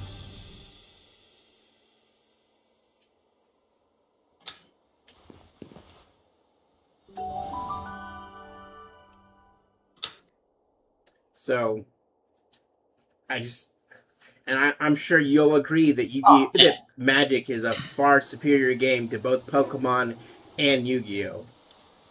I can't speak to Pokemon because, again, haven't played it. Or rather, I haven't played it much. But Magic is a pretty good card game. And it's the biggest point in favor of Magic as opposed to the other two is that the people who make it, for the most part, try to keep it something resembling balanced. And not that I said resembling. And in Yu-Gi-Oh, Because all they do is try to not. make something more powerful than the last patch. Yeah. And Pokemon, the power creep is not only real, it is devastating. I mean, seriously, there's like 12 different Charmanders, and each one has more hit points than the last, and half of them have better attacks than the last. Power creep doesn't mean anything if you move the bar up, other than just older cards don't do anything anymore. Which, something resembling fair because they're a business, their job is to make money by selling these bits of cardboard. But you know what would sell more cardboard? Something that Wizards of the Coast has repeatedly proven is a decent business model. Keep the old cardboard relevant! Well, actually, Wizards of the Coast makes Pokemon, too, so... Oh, that's recent. No, it was back then, too. Really? They made the... I thought that was recent. No, they made the old card game, too. Just the card Nifty. game. They own the rights to the card game and nothing else. But now... Yeah. That's fair. But also, the makers of Pokemon the cartridge have, despite all odds, more or less kept it balanced the entire time. I mean, sure, occasionally there was a buff mon or other, but you could still have a Pikachu that you caught in red, and it would compare, maybe not specifically favorably, but at least, compare on par with a Pikachu from the most recent, whichever it is. Actually, a Pikachu caught on red has the potential to be even more powerful, because they still had the EV training, except there was no maximum EV count, so it was better to grind your Pokemon on lower level Mons, and stop being able to gain EVs at level 100. But if you just... Oh. So you could totally, abuse the fuck out of that and make a Pokemon that has maxed out 999 in all stats. Come in. So, checks notes.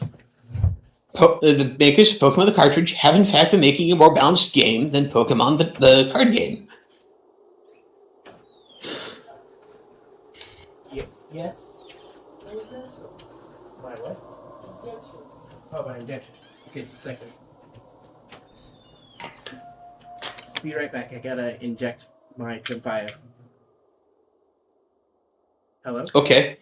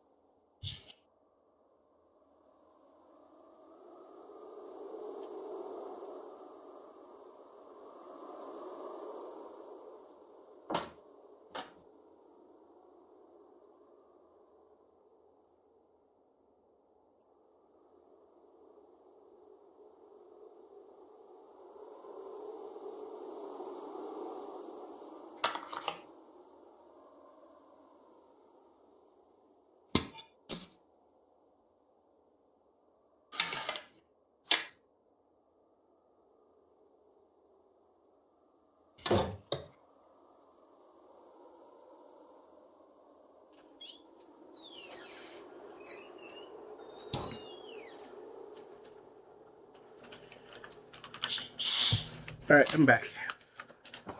Alright. So, it occurs to me that the slowest of these of the 3 games that we've been talking about, is Pokemon the tabletop game because the absolute fewest number of turns you can have is a total of 4 turns.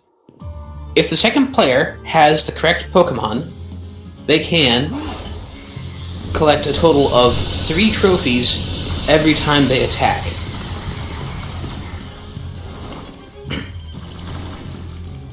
What they need is the Pokemon with an attack that has you collect an extra trophy if it knocks out the enemy Pokemon, and a trainer card that does the same. And because you're only allowed to attack once per turn, and because you're only allowed 1 trainer card per turn, you can't get more than this, so far as I know. There might be an energy out there that does it as well, but that's still not going to trip over 6. So you need a total of 2 rounds in order to finish the Pokemon game.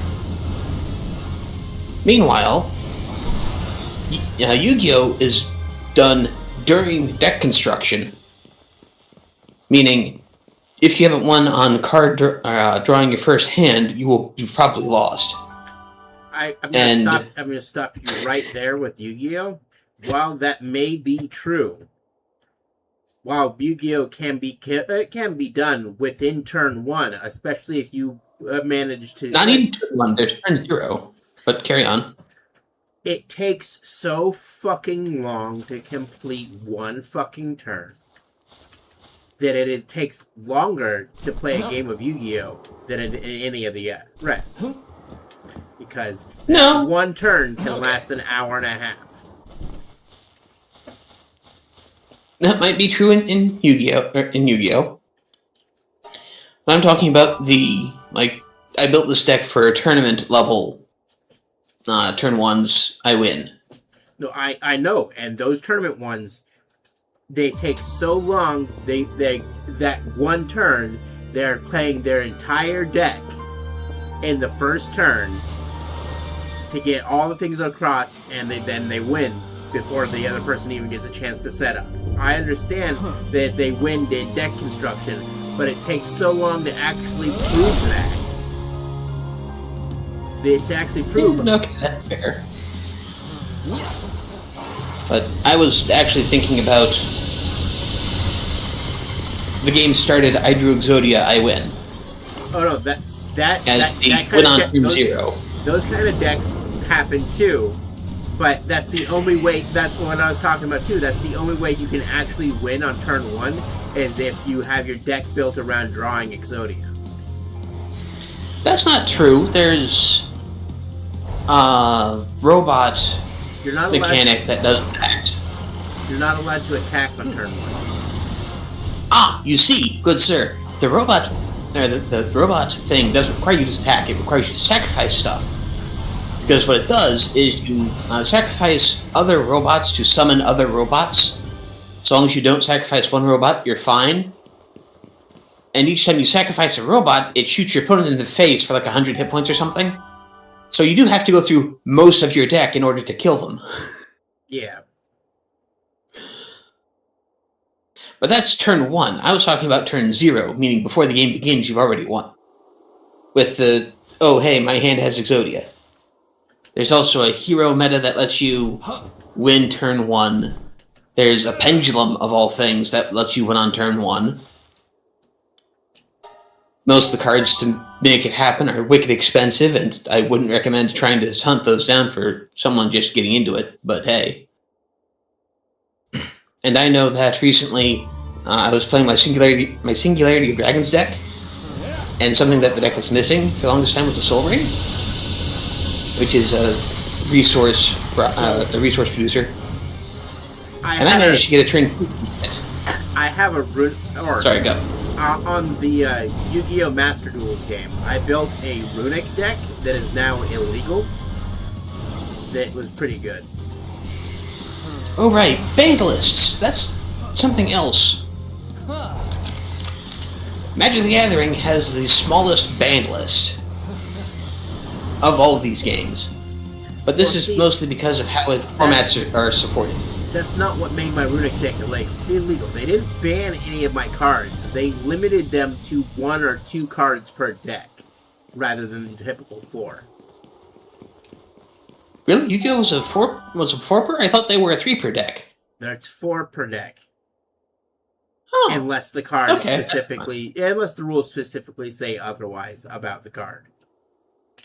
And actually, you're right. They might just be 3, but no, it was 4. I remember strongly that it was 4 because I was really upset when it was reduced to 3 and then reduced to 2 and then inevitably reduced to 1, and some of them even got outright banned, like you said. Like, yeah.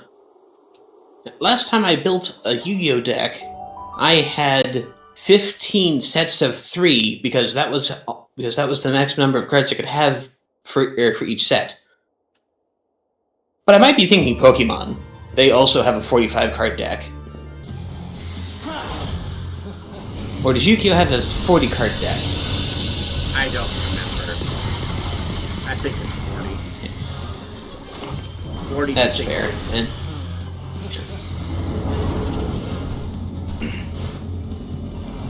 by the way, I'm mostly talking about decks that are in what Magic the Gathering players would call modern.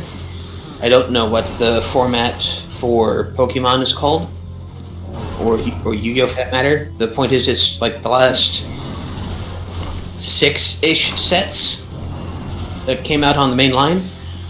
I say mainline because things like, at least for Magic, the Multiverses Evolved sets don't count again there towards those, but most of them are also reprints of other cards that already exist with a different name on them. So it's mostly just another way to reprint things like Soul Ring by calling it, I don't know, a Power Stone or something.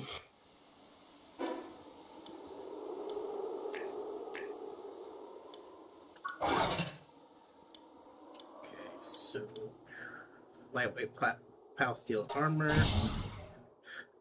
Ultra Shield. That's another thing. Magic isn't afraid to reprint stuff that has sold well in the past. Yeah. Primarily because that's kind of how it works. Meanwhile, Yu-Gi-Oh, if you didn't buy it when it came out, that's all.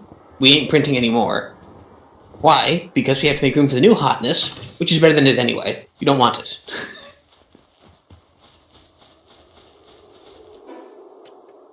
And then there's Pokemon, which doesn't have that restriction, but the power creep is such that if you're using anything more than 2 or 3 sets back, it's probably not worth using in the first place.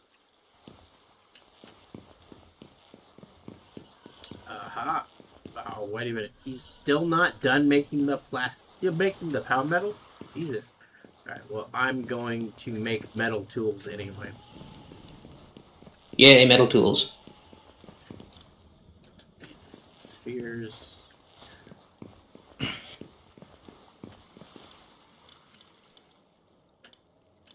And again, I'm sorry if I'm talking about anything that isn't Palworld, but that's because I don't know No, that's fine. enough about Palworld to I don't really articulate about it. As long as there's conversation going, that's all I really care about.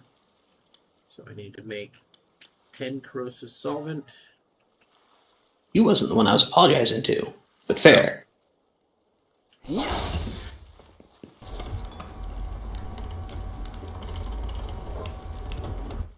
Okay, 3/4 of the way done it says.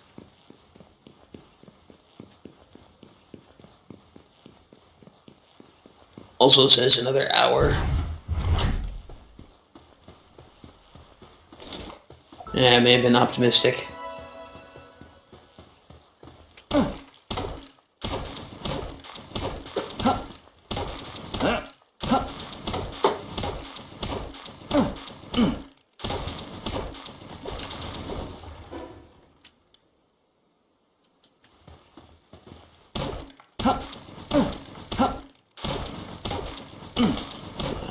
But now that head of steam is out.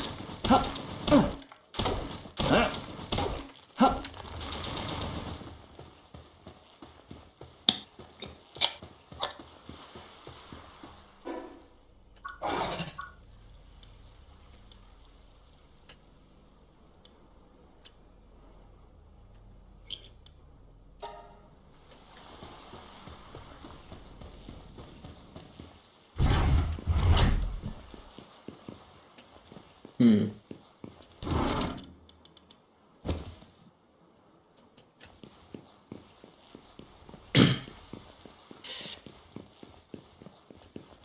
I've been calling games like Palworld a Minecraft clone for the longest time, and I still think it's kind of true.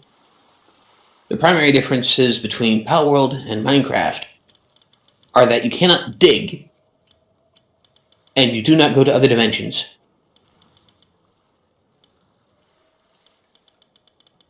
And the villagers are a bit more articulate, but that's about it.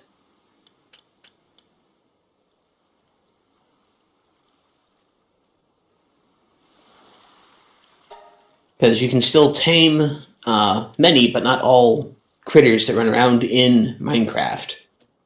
You just can't pull them out of your pocket. And you're just not going to dignify any of this with a response, are you? I'm looking for something. That's understandable. It's mostly clickbait and ragebait anyway. I know and understand that there were base builders before Minecraft and that there'll be survival-based builders after it.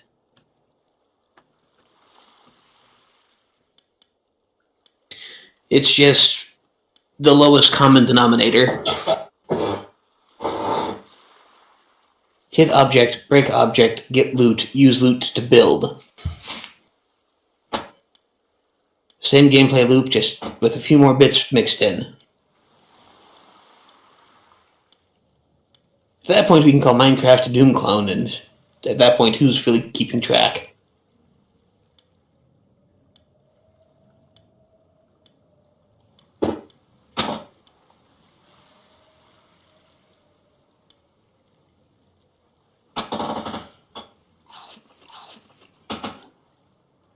I already have it. Where's connection assembly line 2? Okay. Oh, I need high quality cloth to build it. Okay.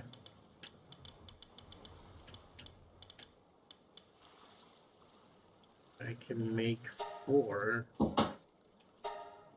It's not enough.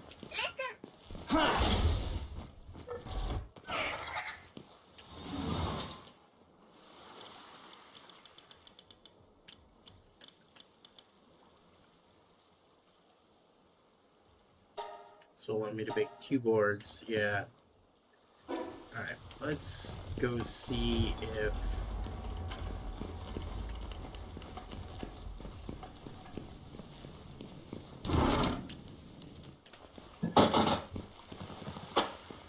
I can buy some high quality boards.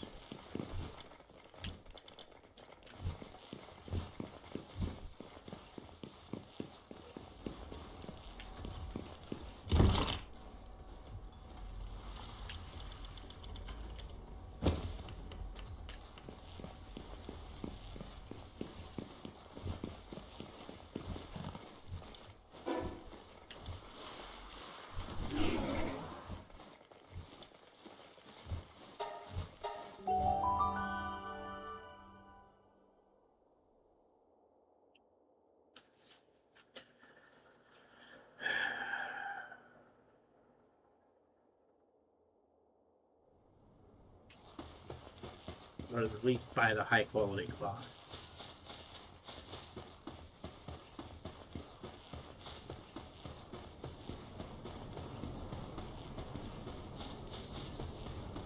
Hey.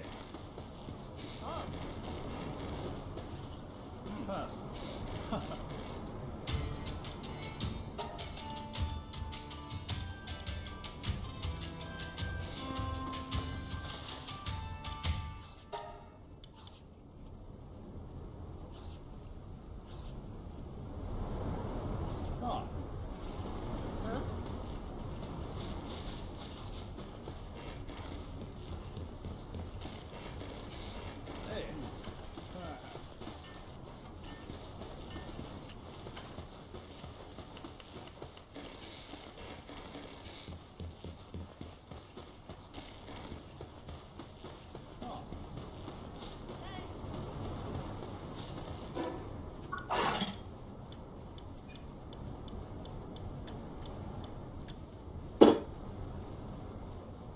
10 of the high-quality wooden boards per one. Jesus fucking Christ. So that's 20 high-quality cloth per piece of tool. Per tool. Just to remember, it's good to beware, sir. Admittedly, though, that is a gratuitous amount of cloth.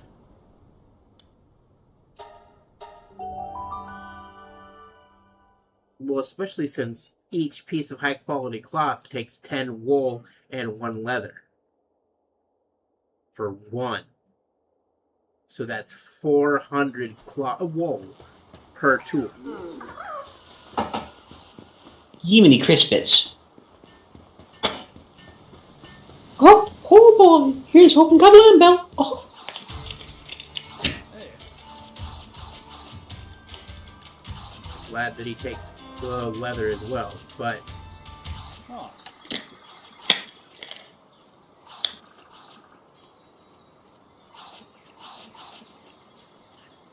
just buy only 200 because maybe my math is wrong.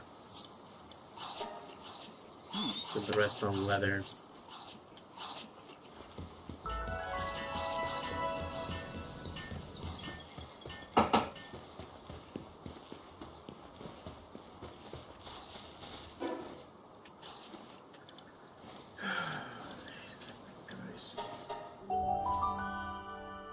Jesus, titty fucking monkey Christ.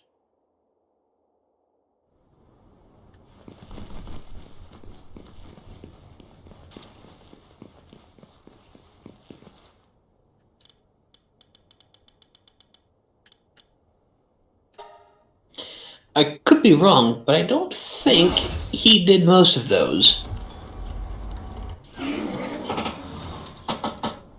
That shows what you know.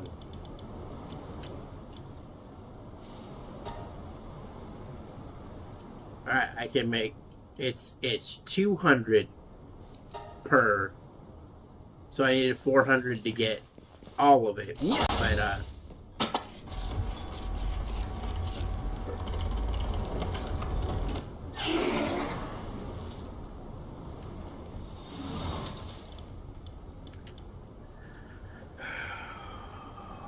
God damn. Really? So fucking much. But I'm gonna need that later.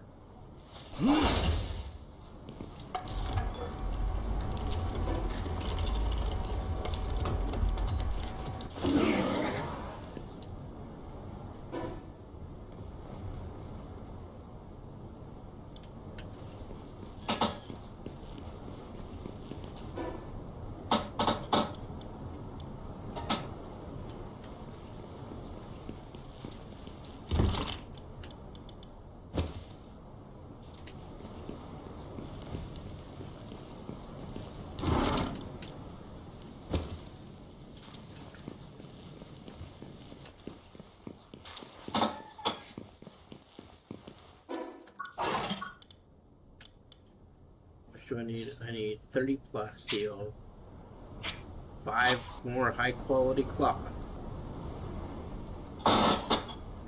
and 3 more corrosive solvent.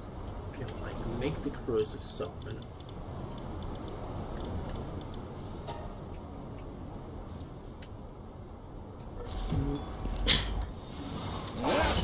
Have you ever seen Full Metal Alchemist? Or read it, for that matter? Yes, I was not a fan because I played the game Kudelka first, and that was my understanding of what alchemy was. So everything they're doing in Full Metal Alchemist just seemed like rebranded magic. That's fair. I will also say this. Every time you pick up a new bit of media, just assume that they're going to use every word wrong. Yeah, but I was like 15 at the time, so... That's fair. It occurs to me that Alex Louise Armstrong must have done human transmutation, because only people who have done human transmutation or are actively using a philosopher's stone don't have to draw their circles. They can clap or what have you. I mean, sure, he's got the gauntlets with the circles on them, but he still just slams them together before he does stuff.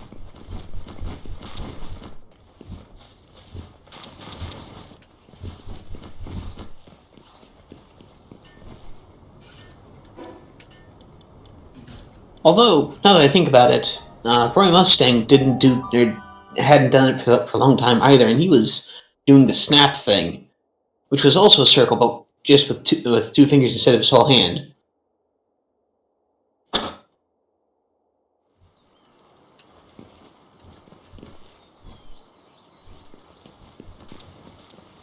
I think the biggest problem is that the Japanese really don't understand what alchemy is.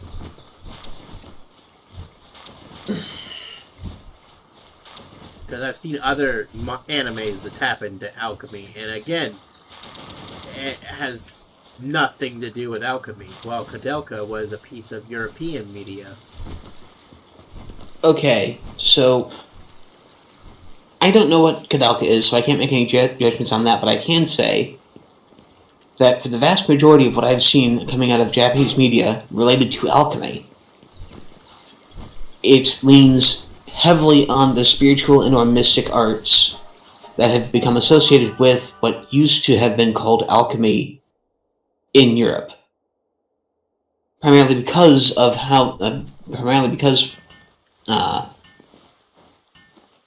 Western practitioners have divorced the spiritualist verbiage and nounage from the axe.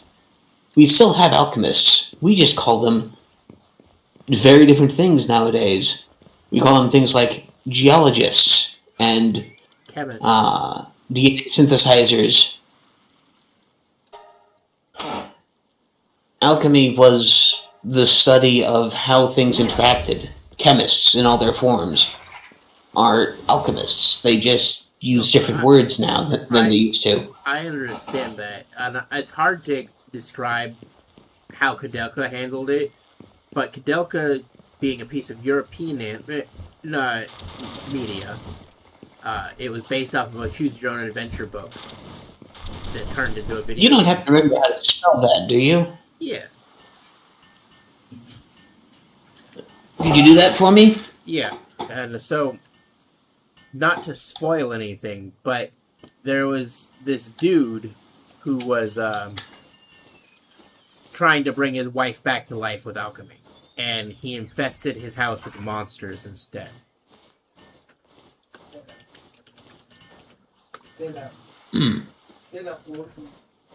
And fair enough. Because it was based off of a Choose Your Own Adventure book, there was multiple endings to the video game as well, based off of the choices you made playing the game.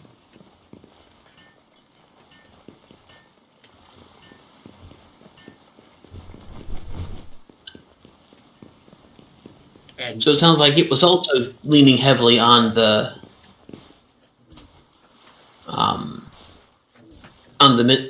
mystic verbiage and nounage as opposed to right, but it was more accurate, if that makes any sense. Kind of.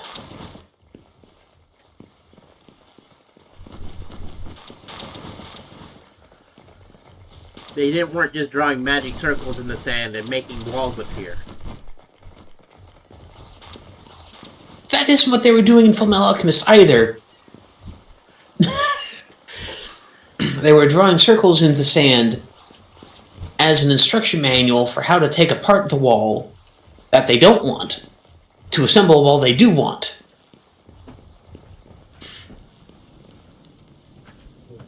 Still, my point. And I will admit, much of the alchemy looks like they're pulling material out of their ass, but if they're anything like accurate to lore, that isn't a stone block that shifted or that appeared out of the ground. It is a stone block that was pulled up out of the ground and into place. That whole equivalent exchange thing. Well, I'm aware of the background effects that they say are going on. I'm aware of what it's supposed to say, but what was really happening is whatever the author wanted. Yeah.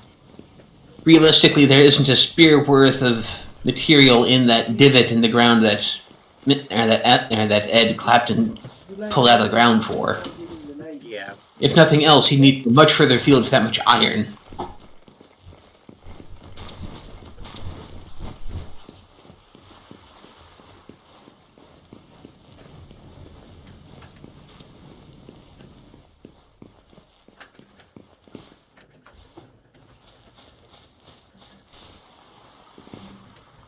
Oh boy, it's got a long intro. What, Kadelka? Yeah, I'm watching a YouTube video of the Let's Play. Apparently part 1 is 10.5 hours long. Yeah. I say part 1, because it looks like he's got multiple parts of this. Oh no, it says full game. Never mind. Okay. Oh, so he speedran it.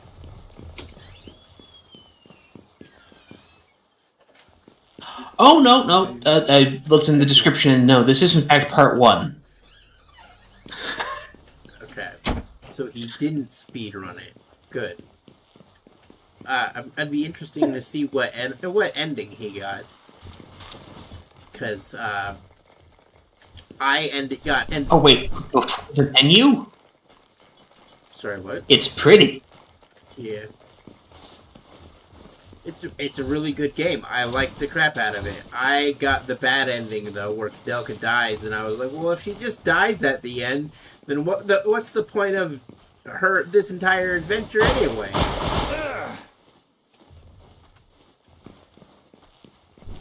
But apparently she's not supposed to die at the end if you pick the right choices, and I was a little bit too aggressive with my choices, and the rest of the party just kind of voted to let the monster sacrifice Kadelka's soul to the monster, so the monster would leave them alone. And I was like, well, that's a disappointing ending.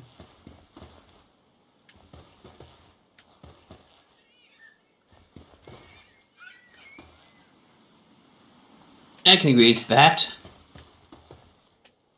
I'm not entirely certain that this is the right thing. Here, send me the link. I have. Okay, just a second. You should be able to tell based upon that, Based upon the thumbnail? yeah. If nothing else, whether or not those characters look correct.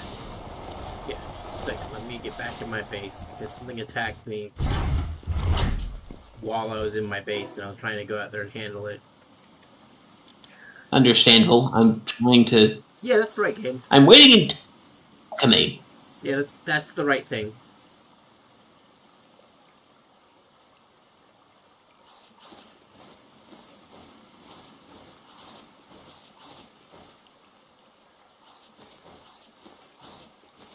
It was really pretty for PS1 graphics. Oh, yeah. It was in the late stages of the PS1 era. To be honest, I thought that this was a PS3 game before I looked at it, before I looked at the title more thoroughly. Yeah.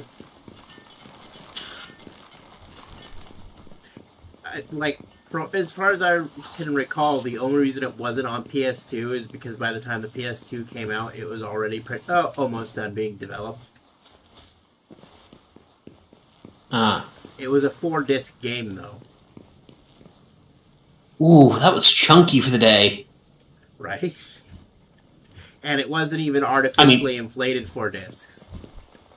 Like Final Fantasy VII would, or Final Fantasy IX were. Or Fable 2. Fable 2. God, Fable 2 was a bitch.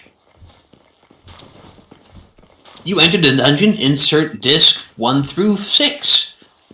You want to leave the dungeon? Insert disc probably 1 for the overworld map. Oh no, I played it on the computer, so there was 5 install discs and 1 play disc. Oh, thank goodness. That is so much better. It really was, because I only had to insert 1 disc and play it a lot, but it was still came with 6 discs total. I'm remembering a Oh, goodness. I just saw it switch out of...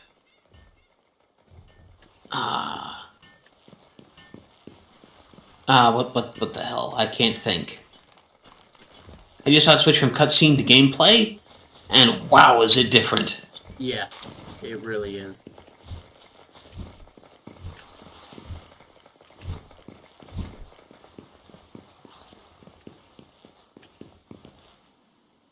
That being said, that game ruined Full Metal Alchemist for me because I played it before I even knew what Full Metal Alchemist was.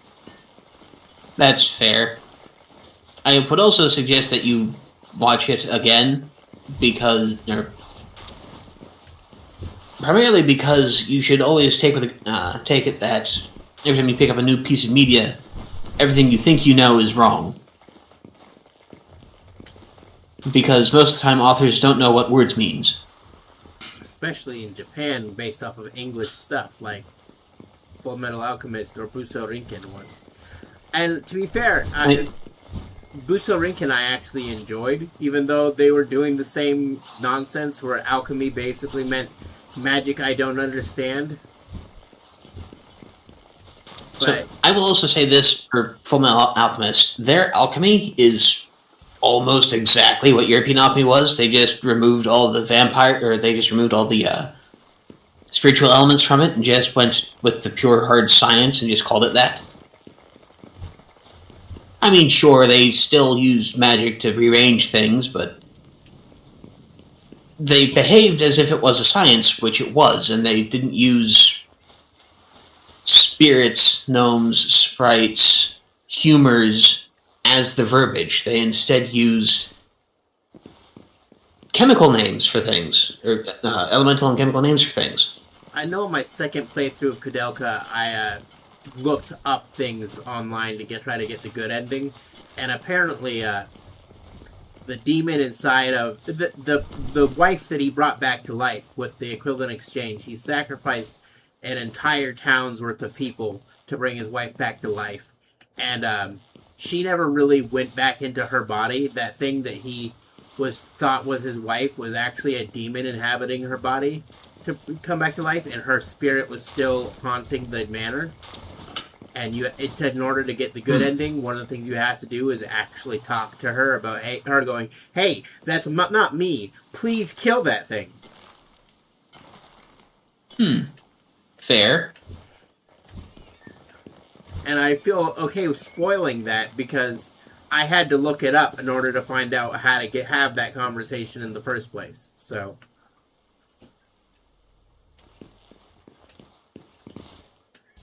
because otherwise, the demon said, "I'll bring the rest of the town back to life, but you have to give me Kudelka."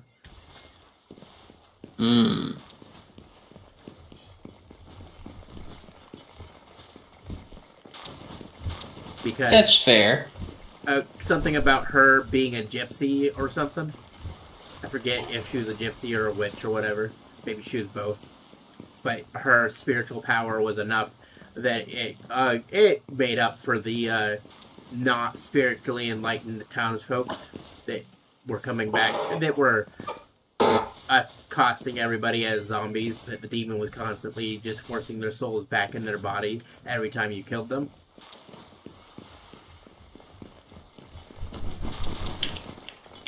Yeah, that's sounding a bit like demonology and angelology rather than alchemy, which are similarly related similarly related disciplines in verbiage, but are very different in terms of practice. Yeah.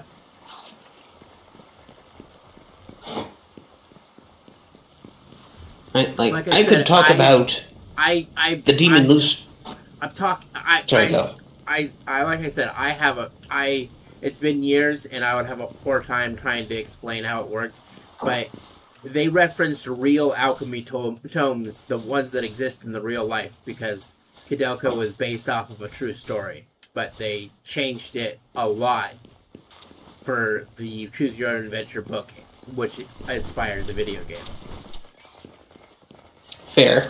So while I say I got the bad ending, what I really got was the historically accurate ending. Fair. And when I saw the credits roll, they had in memory of, and then mentioned how the entire away team that was sent to map out the manor in question that was based off what it was based off in reality. All 3 out of the 5 team members sent to map the real life manor died of mysterious causes after they came back from doing so. I mean, that could be anything from they ran afoul of a rat with lice to they picked up an arsenic-covered book and didn't put it down fast enough. Yeah, but I say arsenic because the credits totally tried to sell you on the fact that the manor was cursed because it's still a haunted house. It's still a haunt to visit to this day. People still visit the haunting. But I mean, the primary difference between a curse and a magic spell is the intent with which it's provided. Meaning, if I give you a vial of mercury and say, "Here, drink a teaspoon of this each day, it'll cure your herpes," versus drink this now because I want to see how it happens. That's mighty substantial. One of these is a curse, the other is a spell.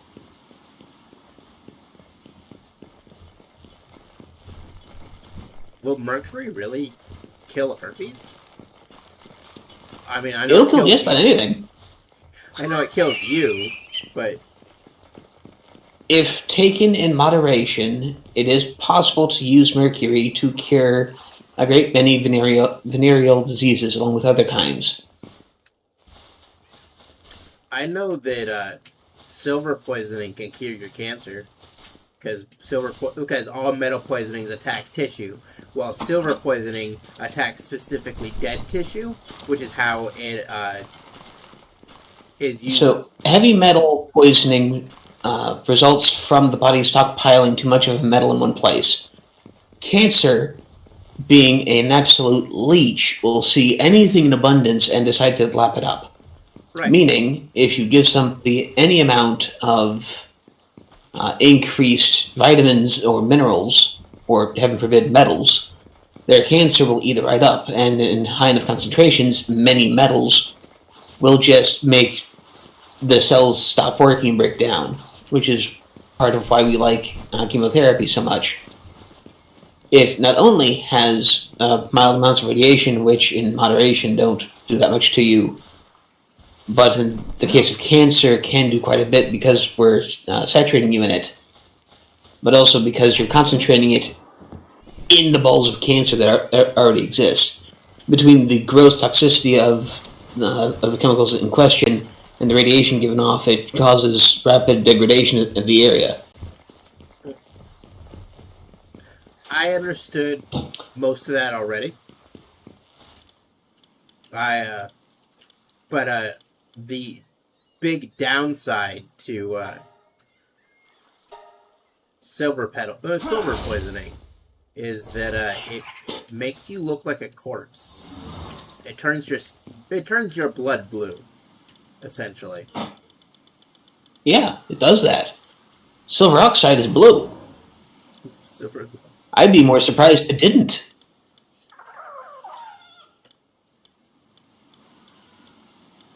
At least I think silver oxide is blue. Yeah, it is. Alright, so I have the high quality cloth that I need to make the PAL steel. Also, Lightweight PAL steel. As of minute 15, he's used something called magic a few times, but I haven't seen alchemy used. Oh yeah, that's I think he might have been confused. The magic they're using is the that they're using. That's coming from God. They're using clerical spells. So when they say magic, they actually, in the modern parlance, when they say magic, they mean blessings. Yes. Fair enough.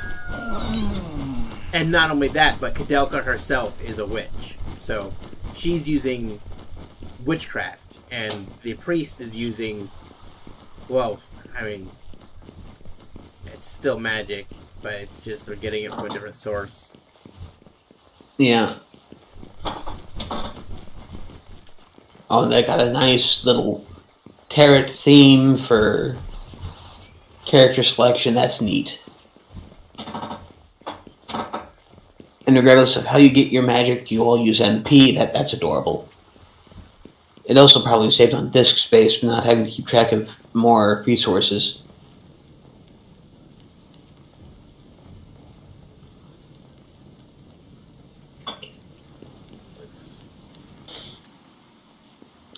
Them are some big-ass cockroaches. You can keep the girl. The cockroaches are that big. Hell no.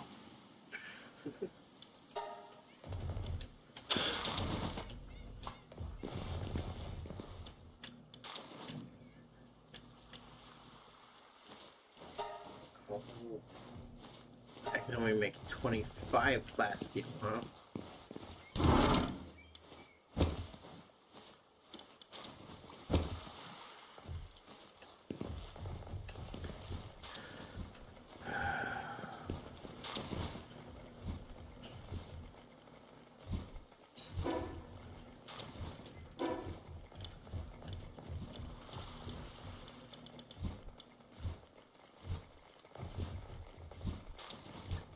Oh, I need to make the rest of the palmetto ingots in order to make a crude oil extractor. Says about 5 minutes before it's done. Which means you may have player 2 joining you. Okay.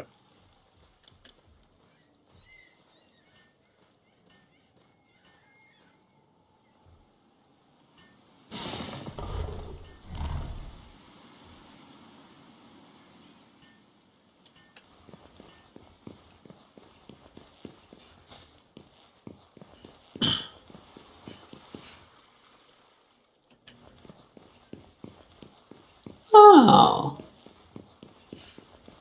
Let's see.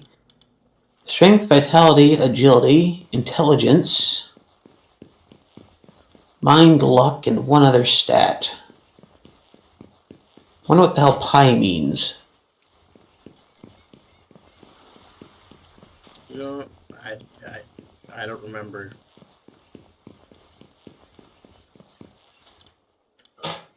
Let's back it up a bit, see if it explains anything. No.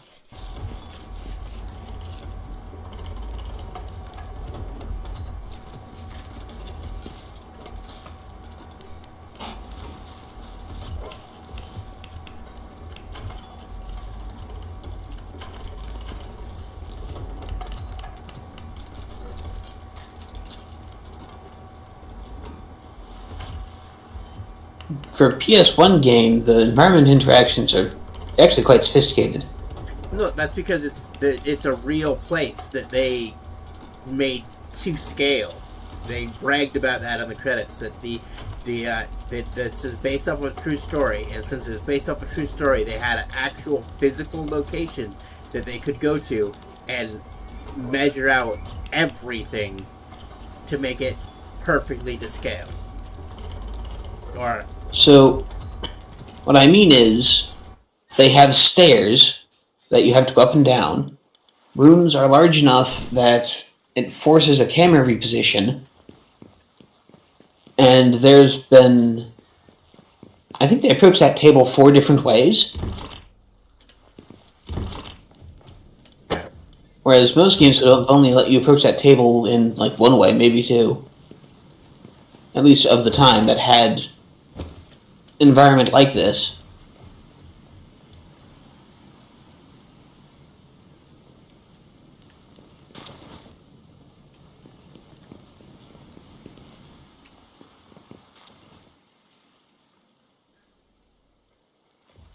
alright, time for me to go. I wanted to get my plasteel done first. There's nothing I can do. Alright. Gonna go see it. I kind of wish I... Sorry, go. I'm gonna go see how difficult she is to beat, and then if I don't win,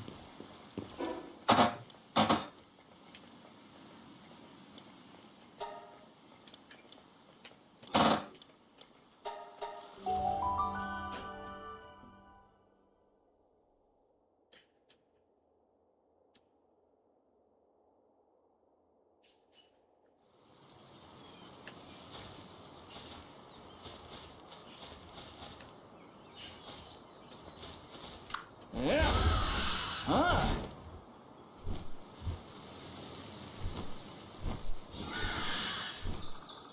That said, your movement map is fairly small.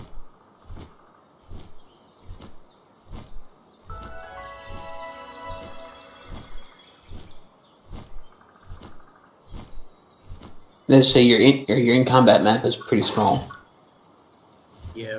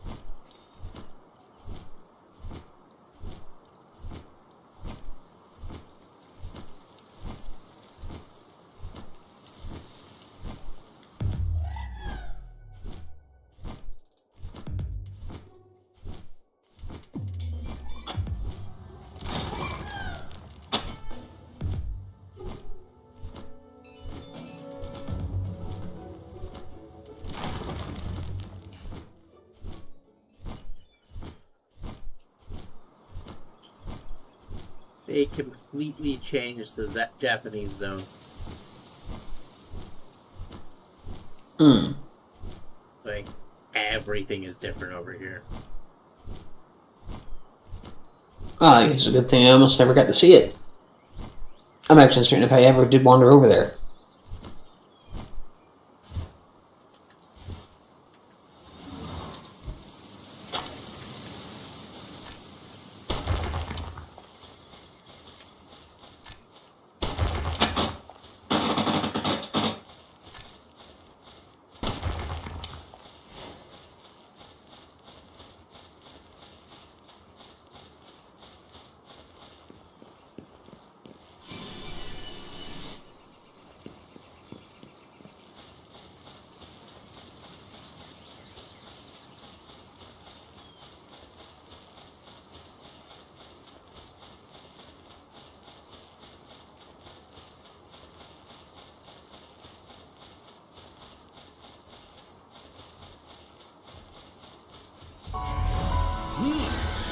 Huh.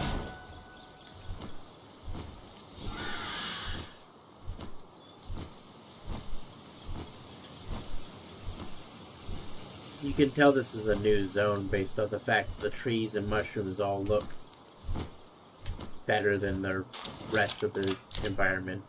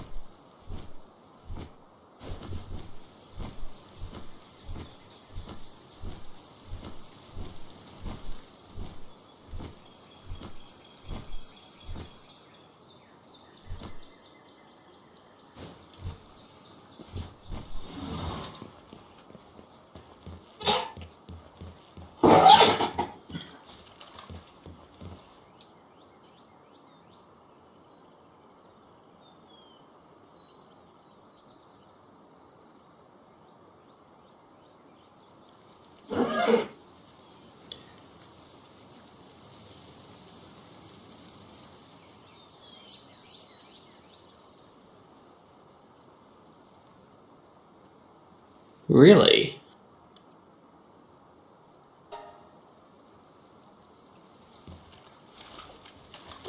What was your really?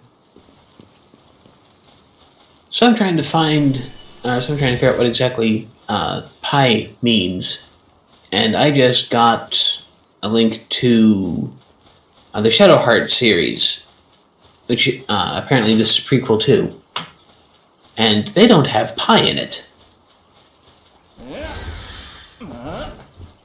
Piety. Oh. It's your defense stat.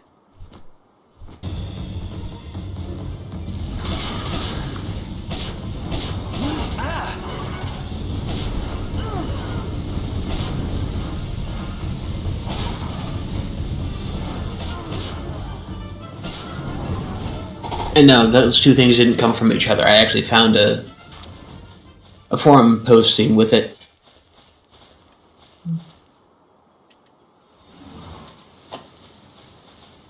What, the piety? Yeah, I found a forum that explained what all the stats meant, and the only one I didn't recognize its potential use for was piety.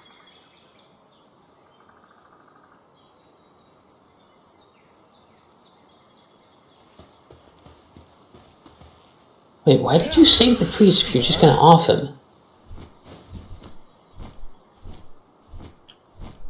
Probably to get the ending that he wants.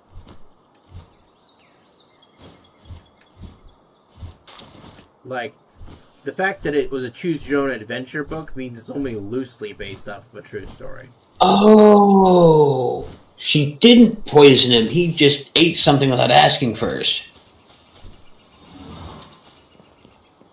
Part of the problem with looking at like 4 different things at once is you don't actually get to see half the stuff that you're looking at. So the answer to why'd you poison him is she didn't. She just knew what he ate because it was presumably her vial that he swallowed. Anyway, enough of that. Time to attempt to pal around.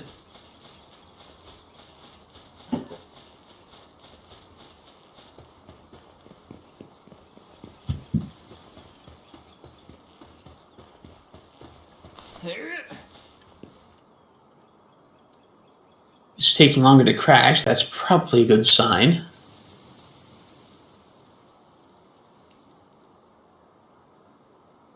And it crashed anyway. Goram it. Because it still wants my... What? Why?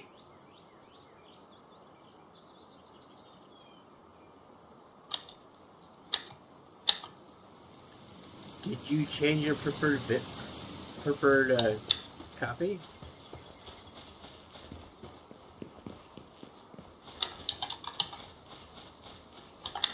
I know it's been a while since you played it, but like, you should.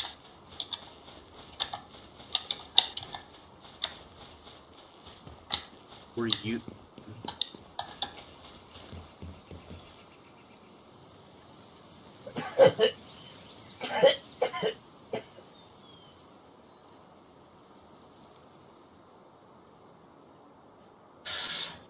Well, I've just sent it asking why is it asking me for an Epic ID when I only have it through Steam.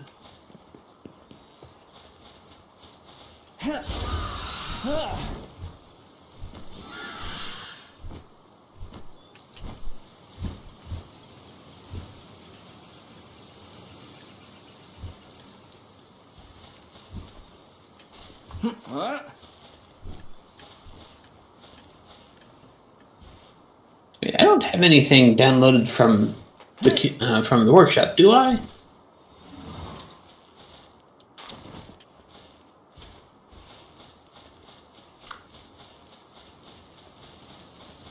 Says I don't have anything.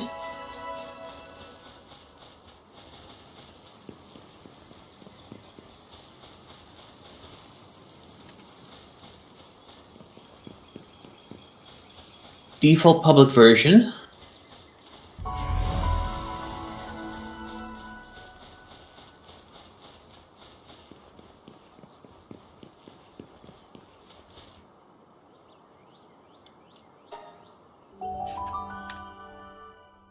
Here, I'm gonna Google that for you.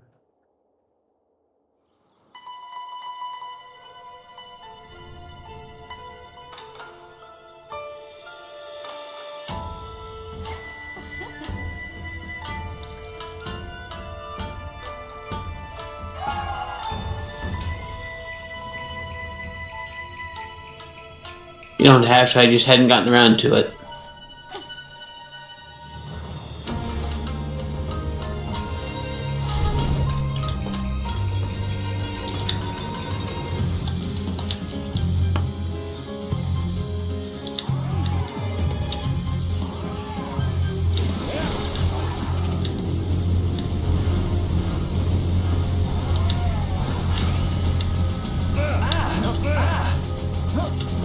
Right. That fucking hurt. Oh? She used her moonbeam on me, and it broke through my shield and ate through half of my health, and I couldn't move the entire time she was using it on me.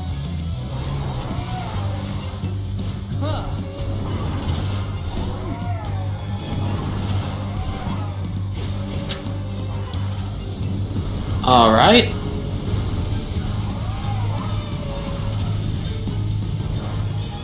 If it's that simple, let's try this. I say as I spin up Epic.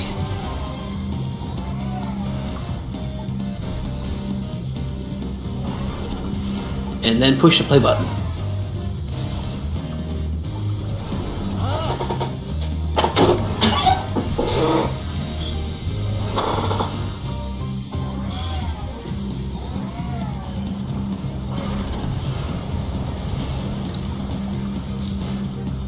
Nope, it was not that simple.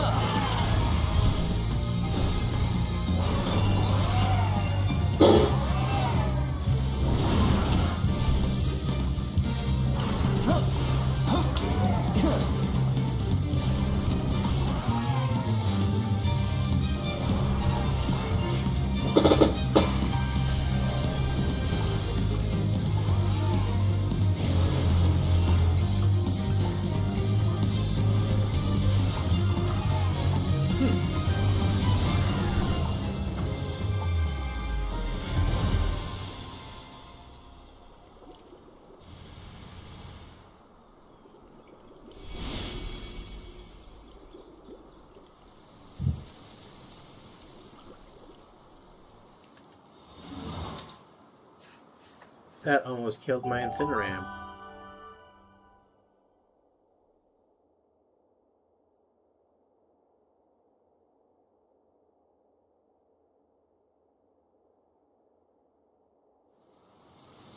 Okay.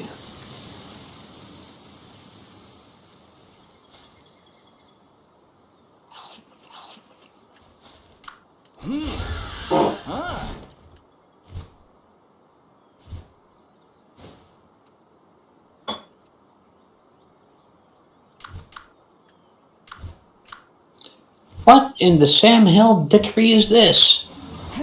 Later.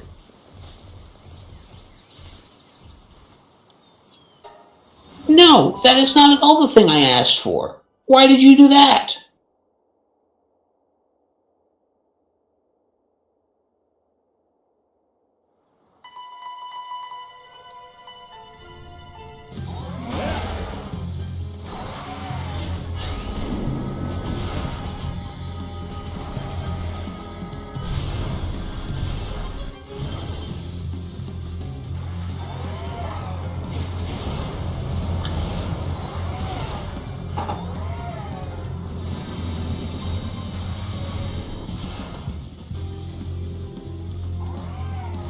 Why?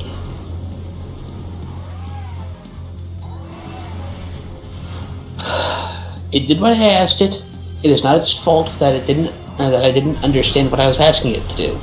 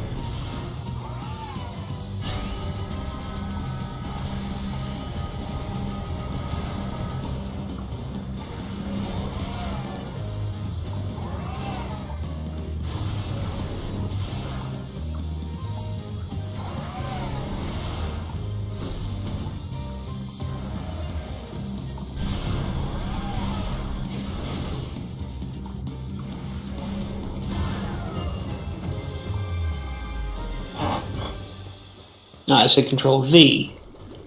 As in paste it. What the hell? C, V. Oh, it's one of those. Okay, that's fine. I now know what I'm doing to navigate.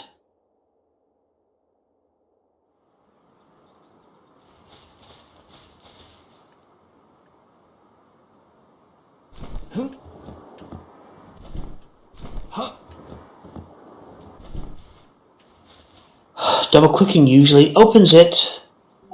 Thank you.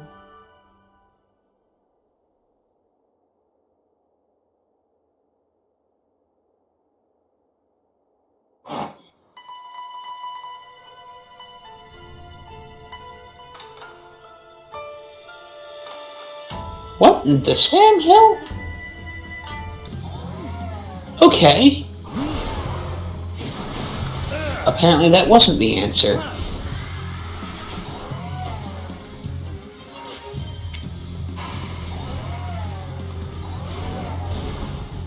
Let's try run as administrator.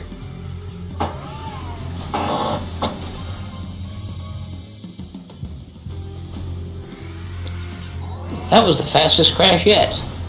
No, wait, it's still the last time.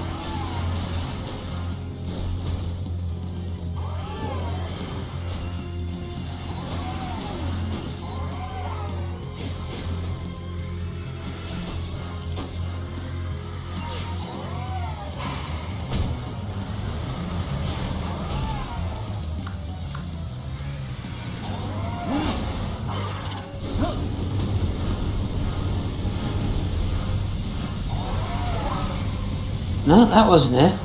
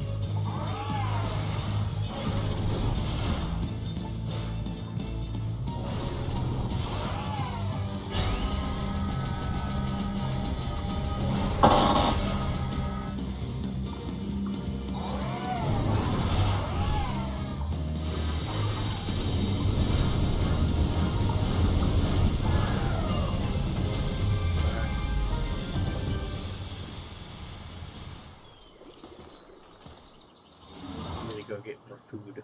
Or make more food anyway. In the end game.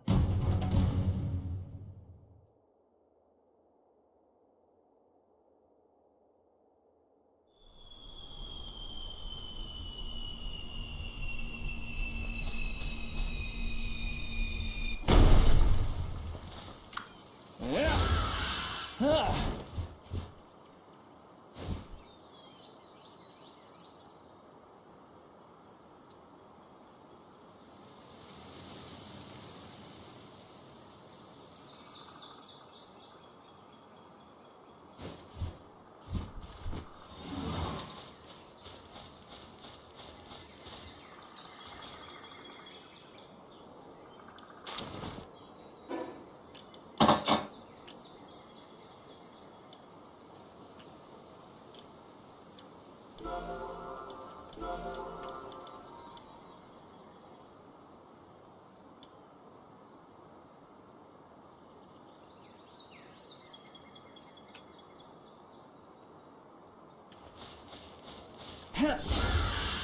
Huh.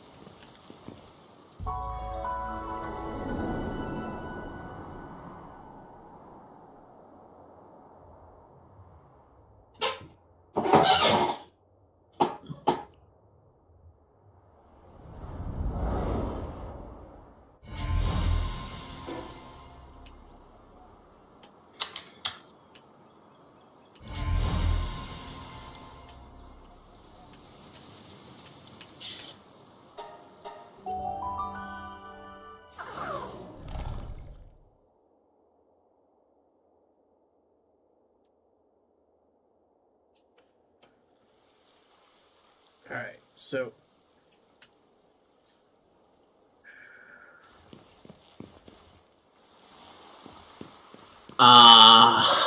Huh. what? Okay.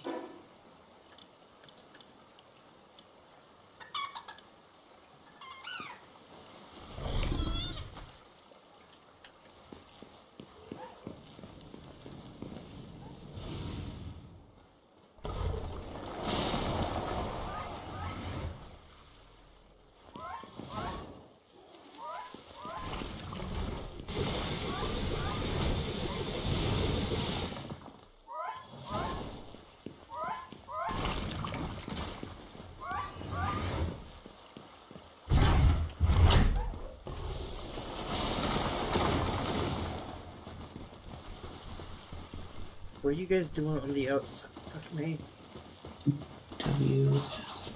WAPI.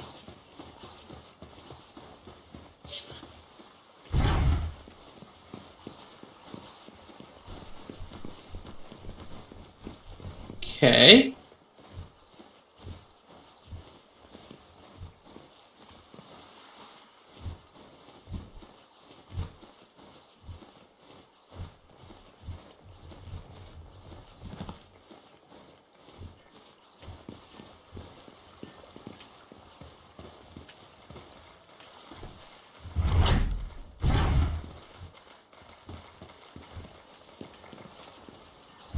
So apparently my map reveal might be the problem, but I don't know how to remove it.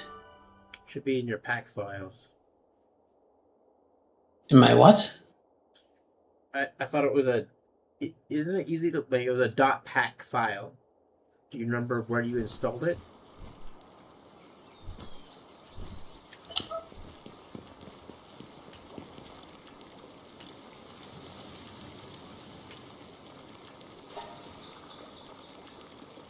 I mean, I just uninstalled it and then reinstalled it.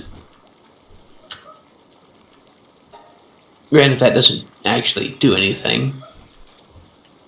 Yeah. Because, files that were there previously are still there.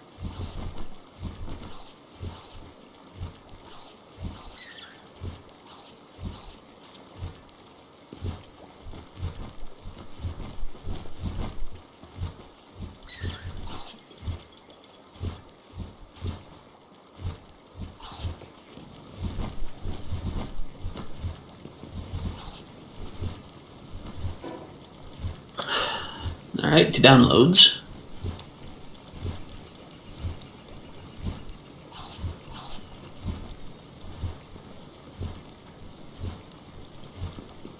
Open a new window.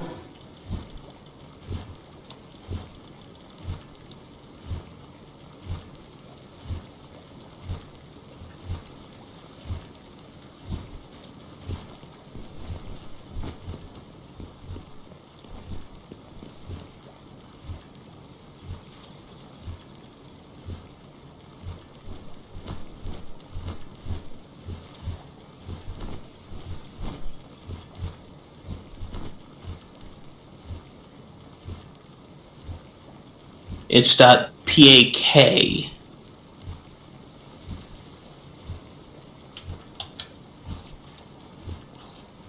Yeah, Pat. I typed PAC. Hmm.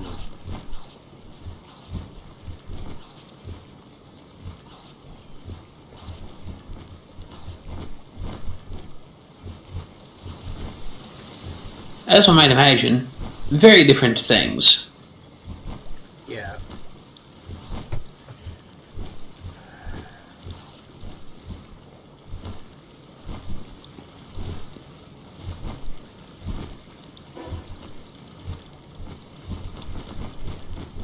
Alright, so...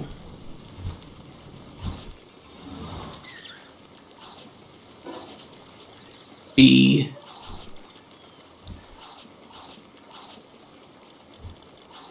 Palworld?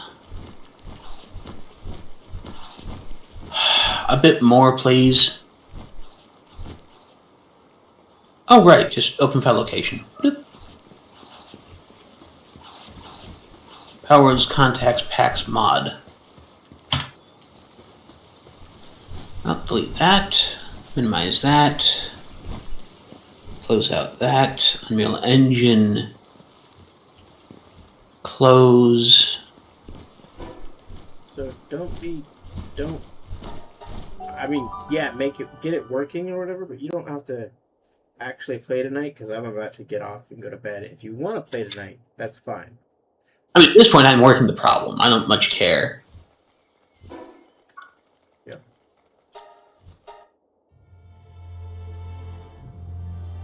Shivex. Yay. And now I've got an unexpected error occurred while not... Oh, yay.